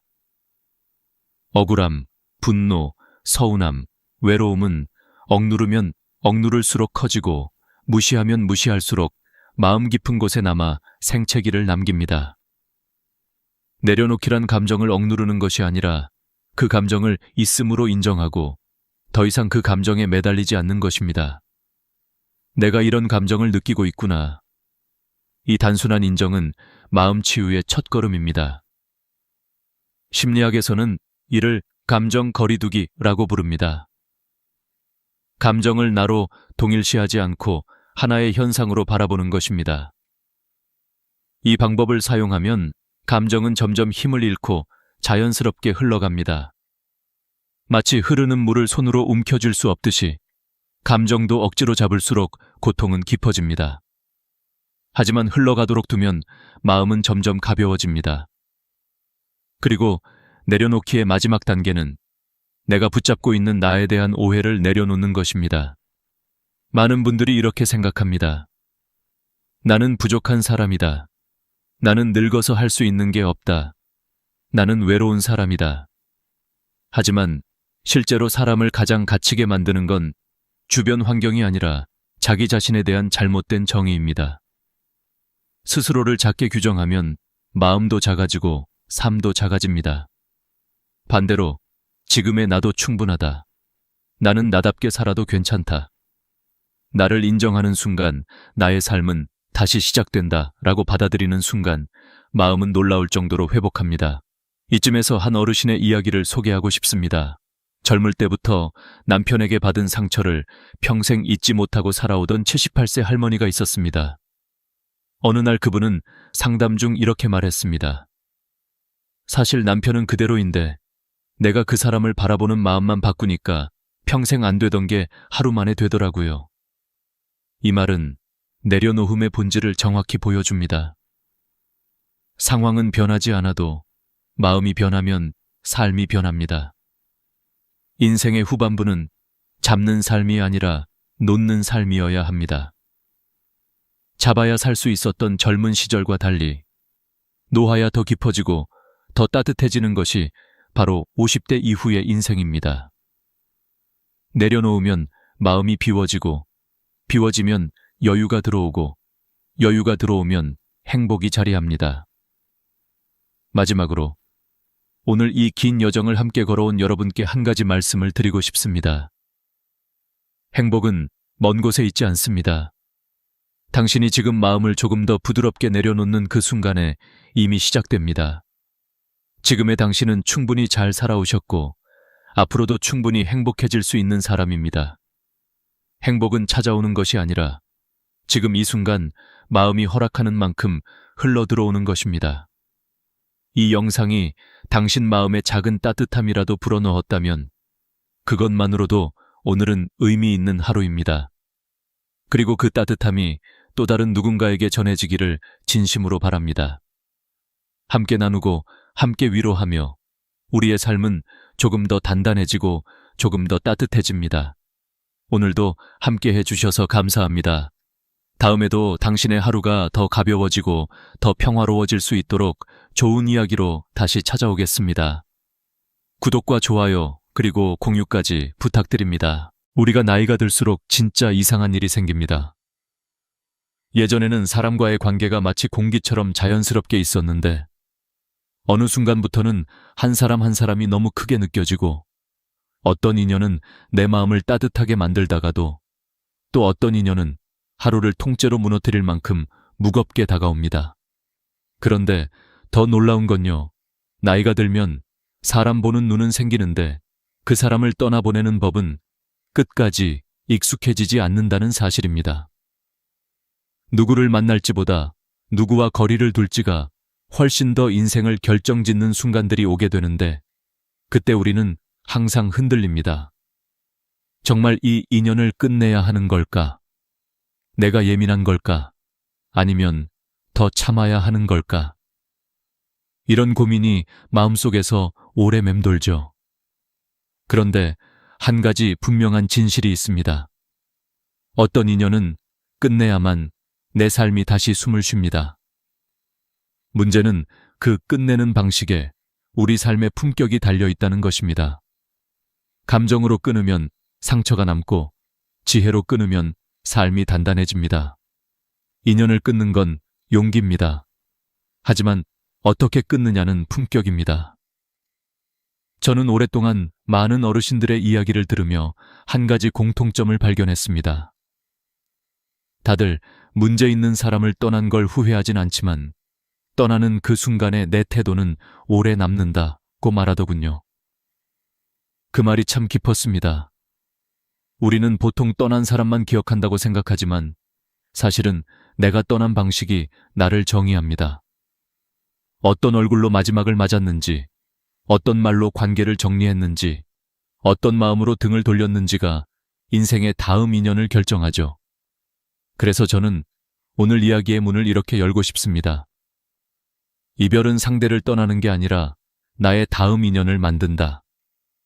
사람과의 관계는 덧셈도 아니고 뺄셈도 아닙니다. 덜어내야 더 나아지는 순간이 있고, 놓아야 내 삶이 가벼워지는 순간이 있고, 정리해야 내 마음이 회복되는 순간이 있어요. 특히 50대, 60대, 70대를 지나면서 우리는 인생의 황혼기에 들어가고 어떤 사람들과 함께 남을 것인가가 새롭게 중요한 문제가 됩니다. 이 시기엔 마음을 지키는 관계만 남기고 마음을 해치는 관계는 내려놓아야 인생 후반이 평온해집니다. 하지만 그 결정을 잘못하면 후회가 오래 남습니다. 갑작스러운 말 한마디, 감정이 올라온 날에 던진 상처 주는 말, 순간에 화로 내뱉은 비난, 차갑게 돌아선 뒷모습. 이런 것들은 우리가 상상하는 것보다 훨씬 더 오래 남고, 때로는 당사자보다 나 자신에게 더 깊은 흔적으로 남습니다. 그래서 인연을 끊을 때 가장 중요한 자세는 감정이 아니라 이해로 마무리하는 것입니다. 나이가 들수록 인연은 선택이 되고 관계는 책임이 됩니다. 불편하고 힘든 관계를 그냥 끌고 가는 건 인생을 낭비하는 것과 같습니다. 하지만 무조건 잘라내는 것도 위험합니다. 감정으로 끊으면 그 감정이 다시 돌아옵니다. 내 마음의 부메랑처럼 꽂히죠. 반대로 품격으로 끊으면 끝난 관계조차 나를 좋은 기억으로 남깁니다. 저는 이런 말씀을 해주신 한 어르신을 잊지 못합니다. 사람은 떠나도 내가 떠난 방식은 나한테 돌아오더라. 이 말이 오늘 이야기의 핵심입니다. 관계를 끊을 때 우리는 크게 세 가지를 잊습니다. 첫째, 감정은 지나가지만 기록은 남는다는 것. 둘째, 이별의 말은 상대보다 내 인격을 더 드러낸다는 것. 셋째, 떠나는 방식이 다음 인연의 기준이 된다는 것. 인생 후반에서는 관계를 정리하는 순간이 곧 나의 품격이 드러나는 순간입니다. 지금부터 우리는 단순히 인연을 끊는 법이 아니라 후회 없이, 상처 없이 품격 있게 끝내는 법을 배워야 합니다. 그게 바로 남은 인생을 편안하게 만드는 첫 번째 지혜입니다. 오늘 영상의 첫 번째 파트에서는 바로 그 출발점에 대해 이야기합니다. 왜 어떤 인연은 반드시 끊어야 할까? 그리고 그 순간이 왜 우리 인생에서 중요한 장면이 되는가? 인연을 끊는 건 참 아픈 일입니다. 하지만 더 아픈 건 끊어야 할 인연을 계속 끌고 가는 것입니다. 이제 우리는 그 차이를 정확히 알아야 합니다. 그래야 인생이 가벼워지고 마음이 회복되고 남은 인연들이 빛나기 시작합니다. 오늘 이 이야기가 당신의 마음에 작은 용기의 불씨가 되길 바랍니다. 이제부터 천천히, 그러나 깊게 이야기해 보겠습니다. 소투, 천란맹. 우리는 살아오면서 수많은 인연을 만나지만 그 모든 인연이 평생을 함께할 수는 없습니다. 어릴 때는 친구를 잃어도 금세 다른 친구가 생겼지만 나이가 들수록 관계 하나를 정리하는 일이 훨씬 더 큰 용기와 지혜를 요구하게 됩니다. 그런데 대부분의 사람들은 이 관계를 계속해야 할지 말아야 할지 판단하는 기준을 제대로 배우지 못한 채 살아갑니다. 그래서 이미 마음속에서는 수십 번 경고 신호가 울리고 있는데도 정작 몸은 그 사람을 계속 붙잡고 있고 마음은 더 지쳐갑니다. 인연을 끊어야 한다는 건 단순히 싫다의 문제가 아니라 관계가 이미 우리 삶에 해를 주기 시작했다는 뜻입니다. 그 신호를 외면하면 외면할수록 우리는 더 늙고 더 지치고 더 상처받습니다. 그래서 오늘은 꼭 기억해야 할 신호들을 이야기하려 합니다. 듣는 순간, 아, 그래서 내가 힘들었구나 하고 마음이 크게 고개를 끄덕이실 겁니다. 첫 번째 신호는 내 마음이 자꾸 작아지는 인연입니다. 함께 있으면 위로가 되고 말 한마디를 나눠도 마음이 채워지는 사람이 있는 반면 반대로 같이 있는 것만으로도 내 마음이 눌리고 기가 죽는 사람이 있습니다. 말투 하나, 표정 하나가 늘 나를 작게 만들고 은근한 비교와 비난으로 내 자존심을 흔들어 놓는 사람들. 관계란 서로를 키워주는 것이어야 하는데 그 사람을 만나고 돌아오는 길마다 유난히 어깨가 무겁다면 이미 신호는 충분히 온 것입니다. 나이가 들수록 우리는 누군가에게 작아져야 할 이유가 없습니다. 평생 버티고 견디고 살아온 사람인데 마지막 인생에서까지 길을 꺾는 사람을 곁에 둘 필요는 없습니다. 내 마음이 작아지는 인연은 결국 내 삶까지 작게 만들기 때문입니다. 두 번째 신호는 서로의 마음이 단절된 인연입니다. 입은 말을 하고 있지만 마음은 서로에게 닿지 않는 관계. 말이 오고 가는데도 늘 공허함만 남는 관계. 연락을 해도 의무감처럼 느껴지고 만나도 예전의 따뜻함이 사라진 관계가 여기에 해당됩니다. 인연은 마음의 온도가 유지되어야 지속됩니다. 하지만 마음이 닫힌 사람과 억지로 관계를 이어가는 건 결국 나 혼자 이 관계를 지탱하고 있다는 뜻입니다. 그때 우리는 알게 됩니다. 아, 이 관계는 이제 끝을 향해 가고 있구나. 마음이 단절되면 그 사람의 말이 상처로 들리고 내 말 역시 그에게 닿지 않습니다. 이런 관계는 더 잡고 있어도 회복되기 어렵습니다. 오히려 정리하는 편이 내 삶의 숨통이 트이게 됩니다. 세 번째 신호는 늘 나만 희생하는 인연입니다. 관계는 주고받음이 있어야 건강합니다. 하지만 어떤 인연은 시간이 지날수록 일방적이 됩니다. 내가 양보하고, 내가 기다리고, 내가 이해하고, 내가 참고, 내가 맞춰야만 유지되는 관계들. 젊을 때는 관계란 원래 이런 거지 라고 생각하며 버틸 수 있었지만 시간이 흐르고 인생 후반에 접어들면 이런 관계는 우리를 고립시키고 지치게 만듭니다. 무엇보다 무서운 건 오래 참다 보면 내가 왜 이렇게까지 하고 있을까 하는 자괴감이 찾아온다는 점입니다. 관계는 서로에게 도움이 되어야 하지 한 사람의 희생 위에서 유지되는 것은 결코 건강한 인연이 아닙니다. 내 삶의 균형을 무너뜨리는 인연은 과감히 내려놓는 것이 지혜입니다. 네 번째 신호는 내 삶의 에너지를 빼앗아가는 인연입니다.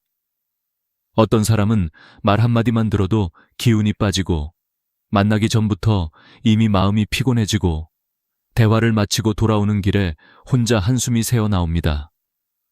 반대로 따뜻한 사람을 만나면 그날 하루가 환해지고 기운이 살아납니다. 이것은 과장이 아닙니다. 실제로 심리학에서는 이를 에너지 드레인 관계라고 부르며 50대 이후의 인간관계 만족도에 큰 영향을 미치는 요소로 꼽습니다.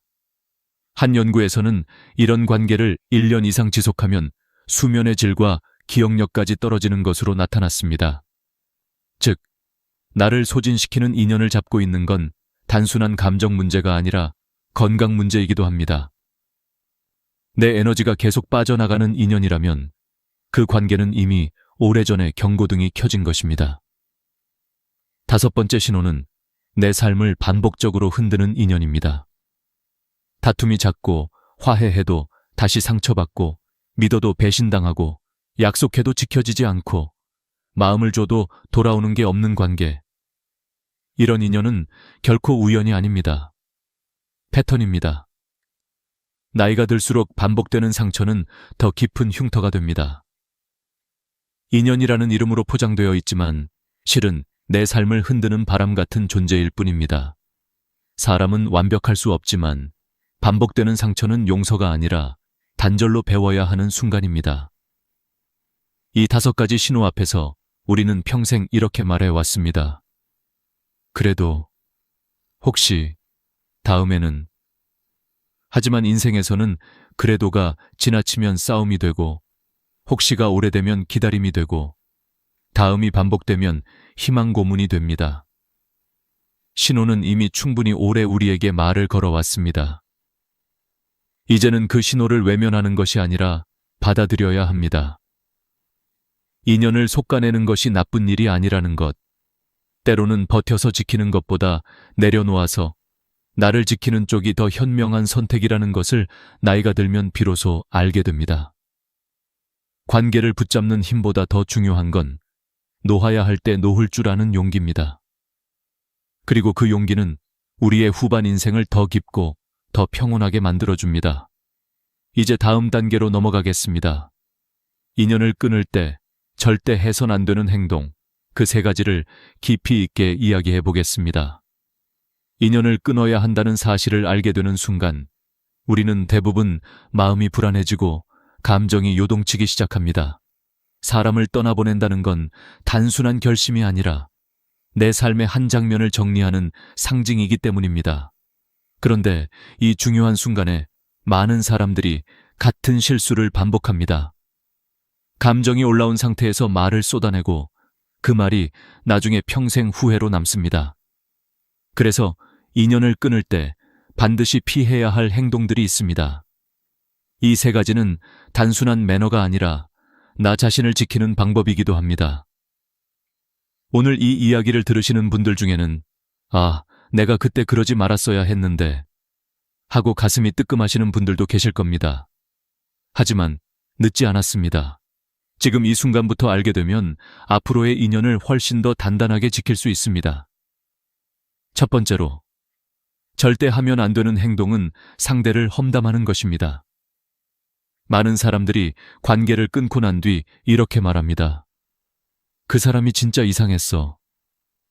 내가 얼마나 잘해줬는데 결국 배신하더라고. 원래 그런 사람이었지 뭐. 이런 말들은 처음엔 속을 조금 시원하게 해줄지 모르지만 오래 반복될수록 가장 큰 손해를 보는 건 그 사람이 아니라 바로 나 자신입니다. 왜냐하면 험담은 상대에 대한 이야기가 아니라 결국 내 품격을 보여주는 말이기 때문입니다. 누군가의 얘기를 듣는 주변 사람은 이렇게 생각합니다. 저 사람은 관계가 끝난 뒤에도 저렇게 말하는구나. 나와도 언젠가 틀어지면 저렇게 말하겠지. 결국 내가 한 말은 그 사람에게 가지도 못하고 내 주변 사람들의 기억 속에 먼저 새겨집니다. 말은 마음의 밑바닥을 드러내는 그릇이라 했습니다. 특히 나이가 들수록 말은 행동보다 더 강하게 남습니다. 한번 험담을 내뱉고 나면 시간이 지나도 그 흔적은 쉽게 지워지지 않습니다. 마음이 복잡하다면 종이에 써보거나 혼자 걸으면서 정리하면 됩니다. 하지만 그 말이 다른 사람 귀에 닿는 순간 그건 더 이상 감정이 아니라 평판이 됩니다. 두 번째로 피해야 할 행동은 이별 직전에 상대에게 마지막 공격을 하는 것입니다. 다들 이런 경험 한 번쯤 있으시죠? 너무 답답하고 억울해서 마지막에 한 방이라도 날려야 속이 풀릴 것 같은 순간. 그래서 이런 말들이 튀어나옵니다. 넌 원래 그랬어. 그래서 너랑은 안 되는 거야. 나는 참았는데 너는 정말 아니다. 이 말들은 순간적으로 내가 이긴 것 같고 내 감정을 조금 정리해주는 것처럼 느껴질 수도 있습니다. 하지만 나중에 돌아보면 그 말 한마디가 나의 오랜 이미지와 인격을 망칠 수 있습니다. 사람은 좋은 기억보다 마지막의 말을 더 오래 기억합니다. 아무리 예전엔 서로 웃고 지냈어도 마지막 순간에 내뱉은 독한 말 한 줄이 모든 기억을 덮어버립니다.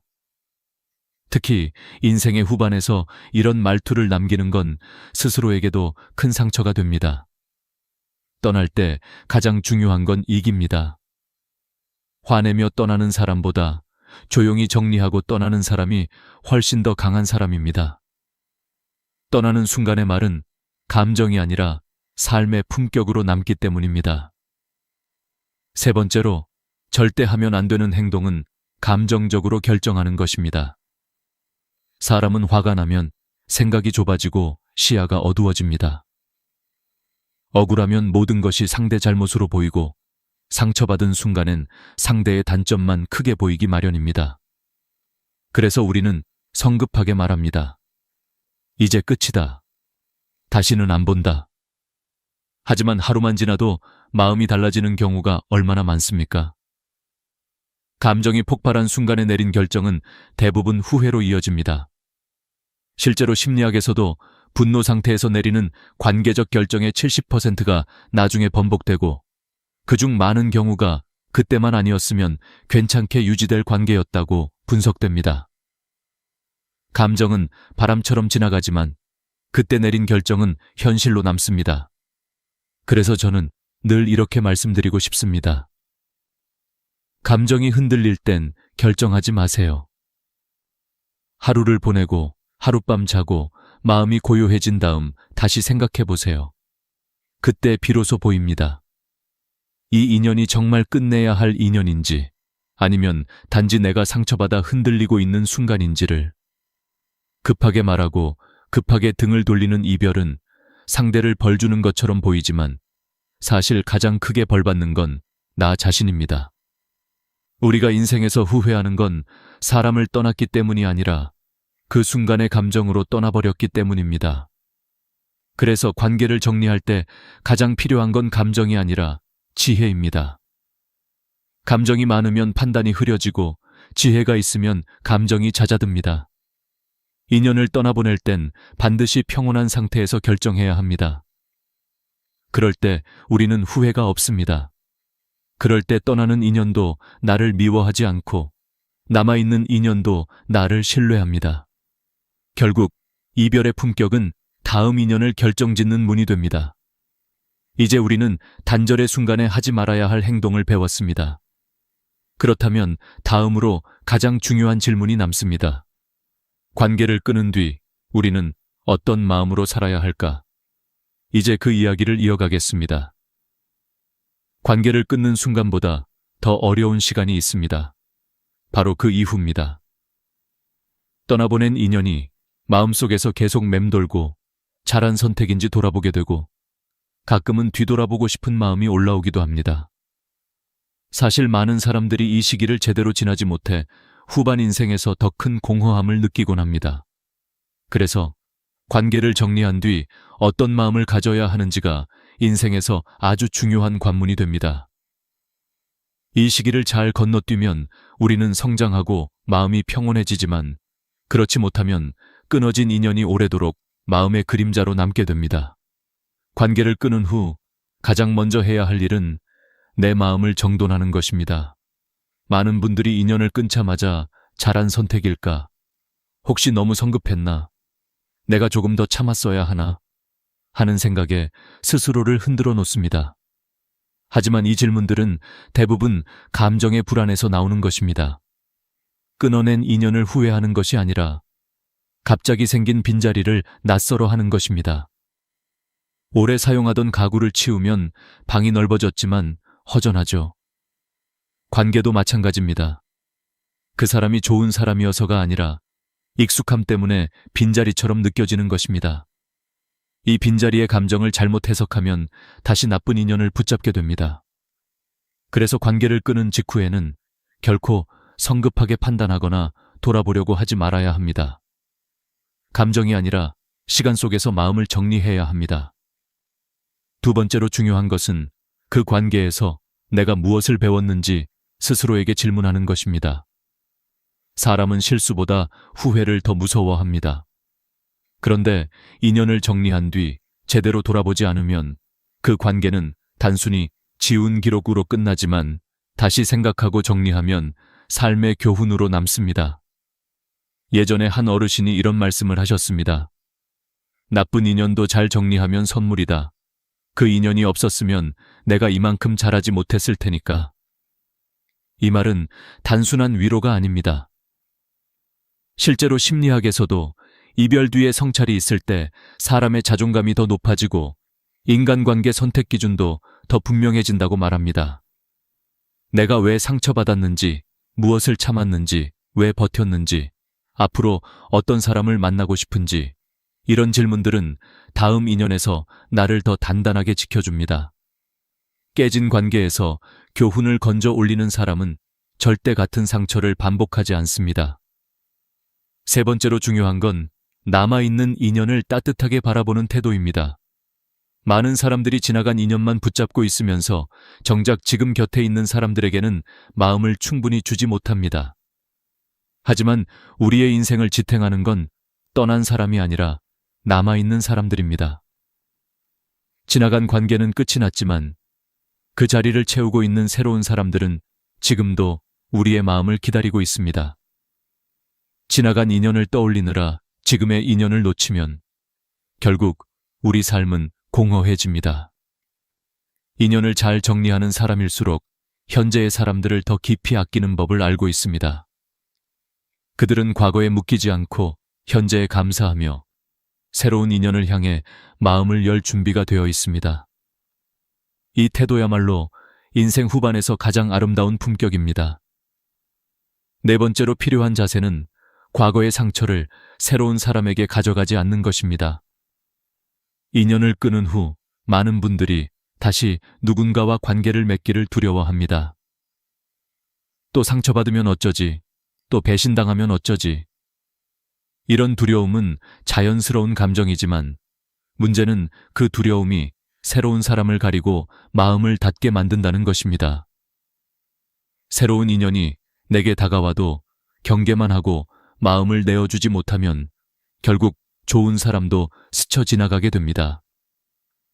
상처를 한번 겪었다고 해서 세상 모든 인연이 나쁜 건 아닙니다.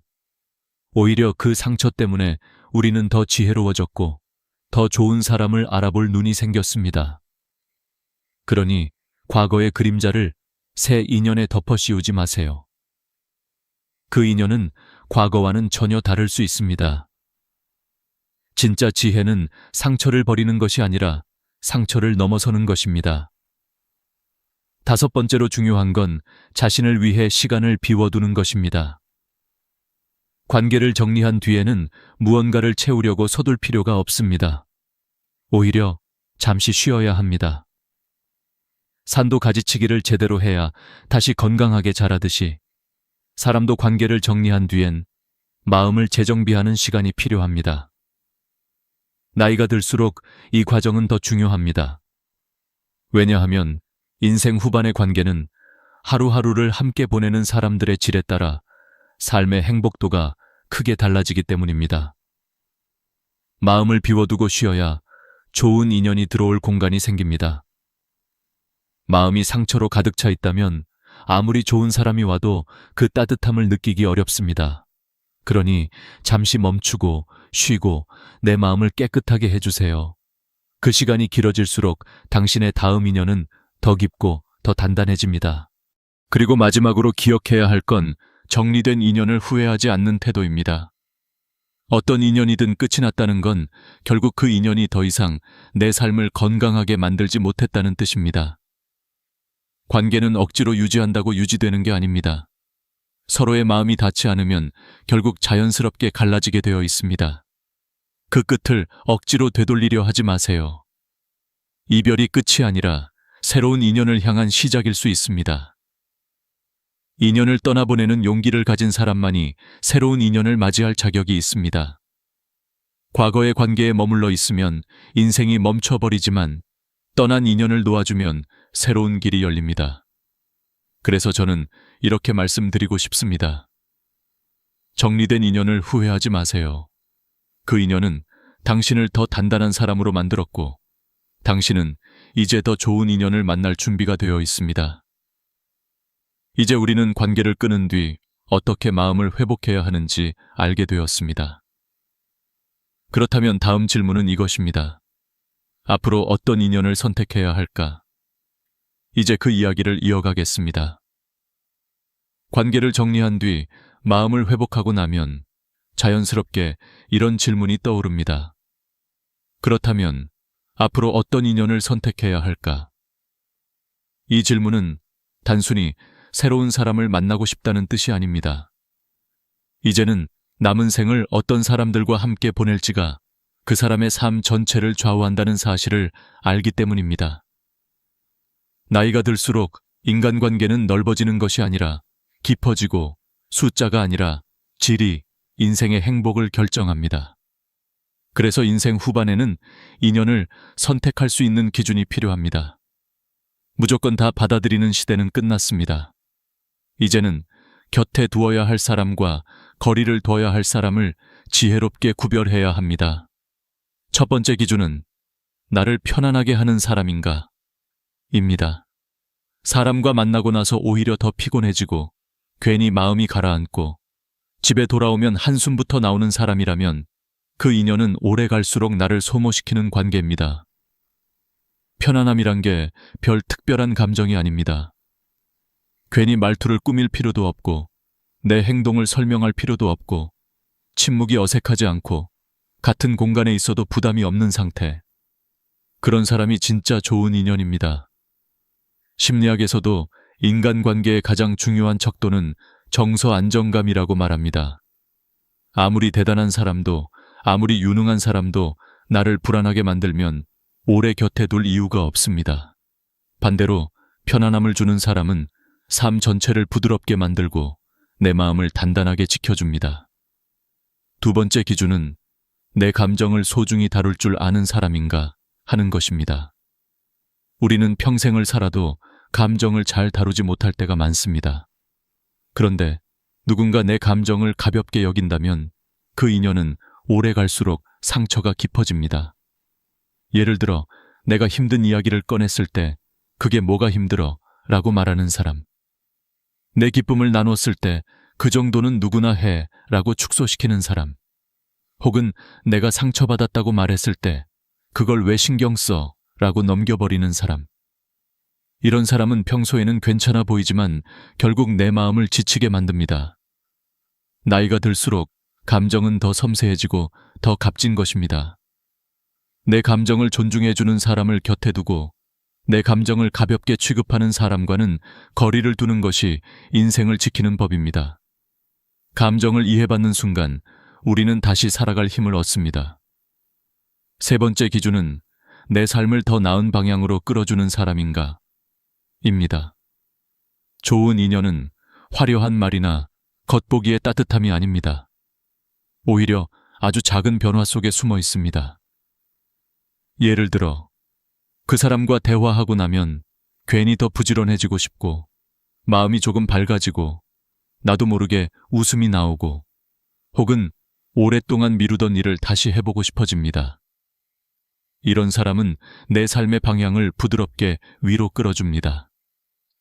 반대로 어떤 사람은 늘 비교하고 깎아내리고 의욕을 잃게 만드는 말을 무심히 던집니다.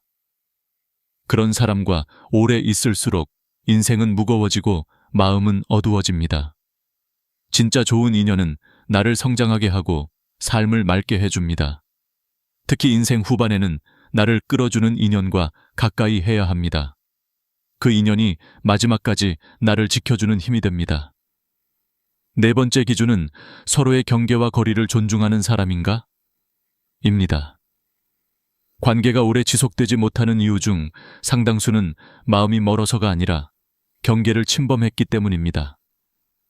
나이가 들수록 각자의 생활 방식, 가치관, 하루의 루틴이 확실히 자리 잡혀 있습니다. 그런데 어떤 사람은 그 경계를 무시합니다. 예고 없이 집 앞에 찾아오거나 사소한 일에도 지나치게 간섭하거나 나의 시간과 사생활을 당연한 것처럼 소비합니다. 이런 인연은 시간이 갈수록 불편함만 커집니다. 반대로 거리를 지켜주는 사람은 오히려 더 깊게 오래 갑니다. 필요할 때는 도와주지만 불필요할 때는 건드리지 않는 사람. 말이 많은 대신 마음을 존중해주는 사람. 그런 관계가 성숙한 인연입니다. 한 어르신은 이렇게 말씀하셨습니다. 잘해주는 사람보다 내 공간을 지켜주는 사람이 더 귀한 인연이다.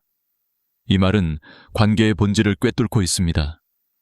다섯 번째 기준은 내 마음이 작아지지 않는 사람인가 하는 것입니다. 사람은 누구와 함께 있느냐에 따라 표정이 달라지고 말투가 달라지고 심지어 삶의 방향까지 달라집니다.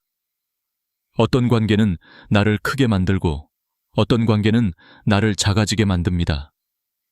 늘 평가하고 지적하고 나를 낮추게 만드는 인연이라면 그 관계는 이미 오래전에 역할을 다한 것입니다.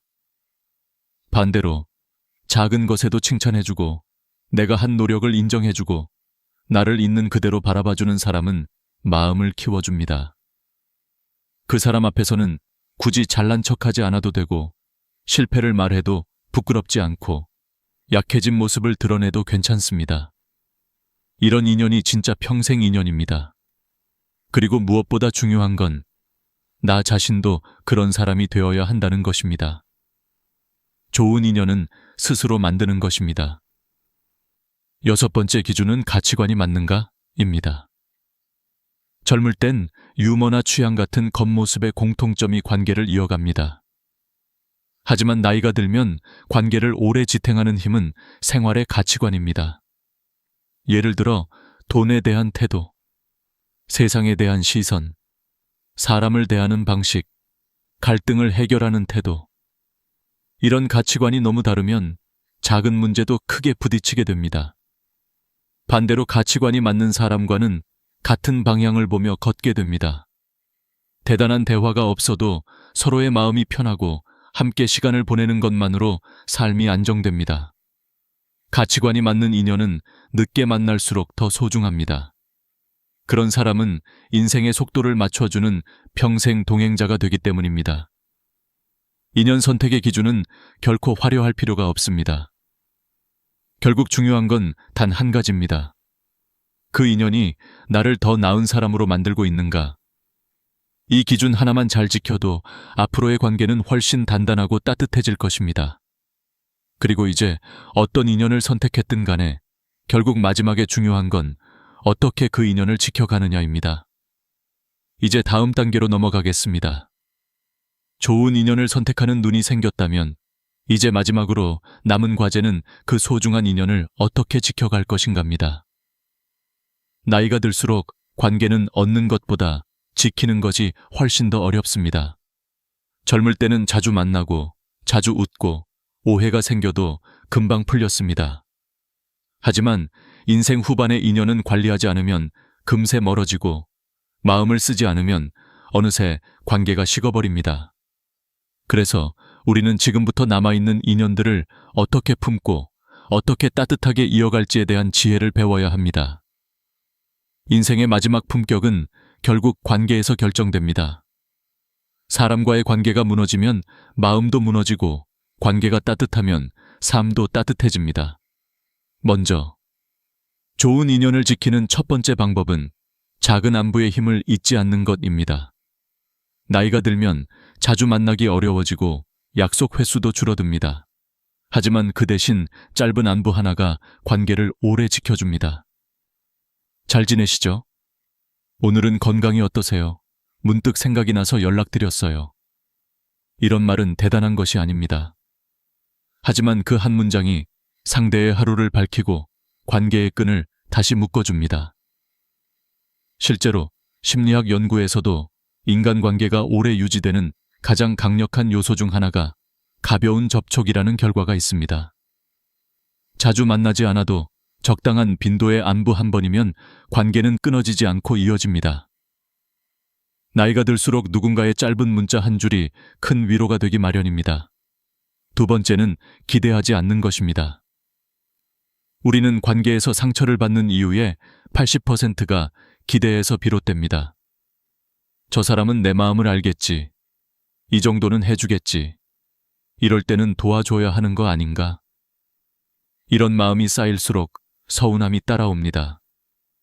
기대는 상대를 묶는 것이 아니라 나 자신을 고통스럽게 만드는 감정입니다. 그래서 인생의 후반에는 기대보다 감사를 중심에 둬야 합니다. 누군가가 연락을 주면 고마운 마음으로, 작은 배려라도 받으면 과하게 감사하는 마음으로. 이런 태도를 가진 사람은 오래도록 주변에 사랑받습니다. 기대를 내려놓는 순간 인연은 훨씬 편안해지고 상처가 크게 줄어듭니다. 이것이 성숙한 관계의 바탕입니다. 세 번째는 내가 먼저 주는 사람이 되는 것입니다. 나이가 들수록 우리는 받는 것보다 주는 것에 더 큰 기쁨을 느끼게 됩니다.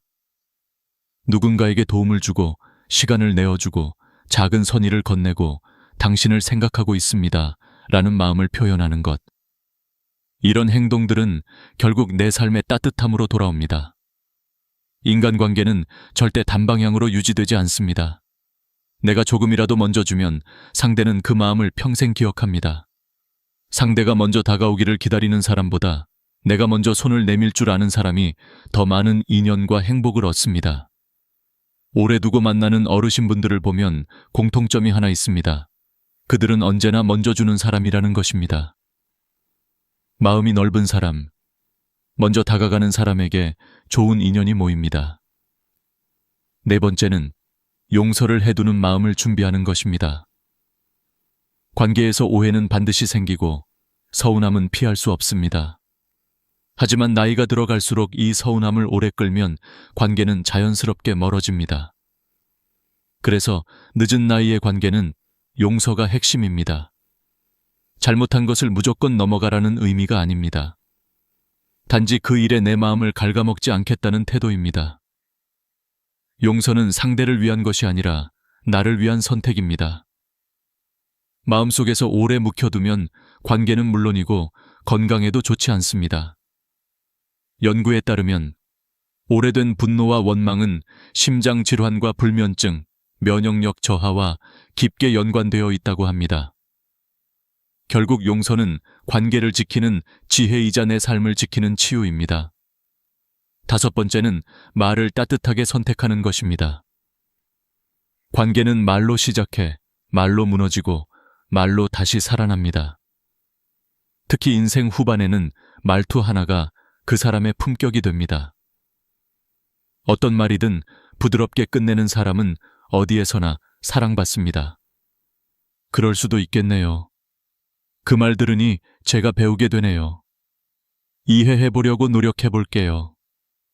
이런 말 한 줄이 상대의 마음을 열고 관계를 따뜻하게 만듭니다.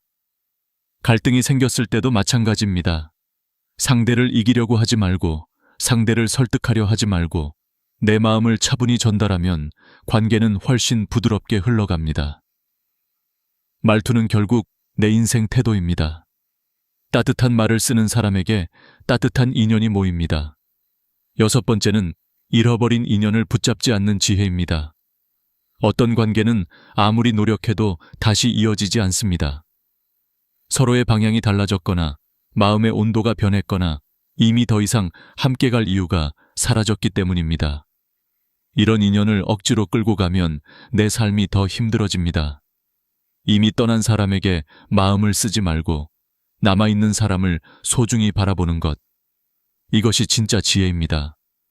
떠난 인연에 매달릴수록 지금 내 곁에 있는 소중한 사람을 놓치게 됩니다. 인생은 다시 돌아오지 않는 시간의 연속입니다. 이미 지나간 인연을 붙잡기보다 지금 내 손 안에 있는 인연을 따뜻하게 잡는 사람이 결국 행복을 얻습니다.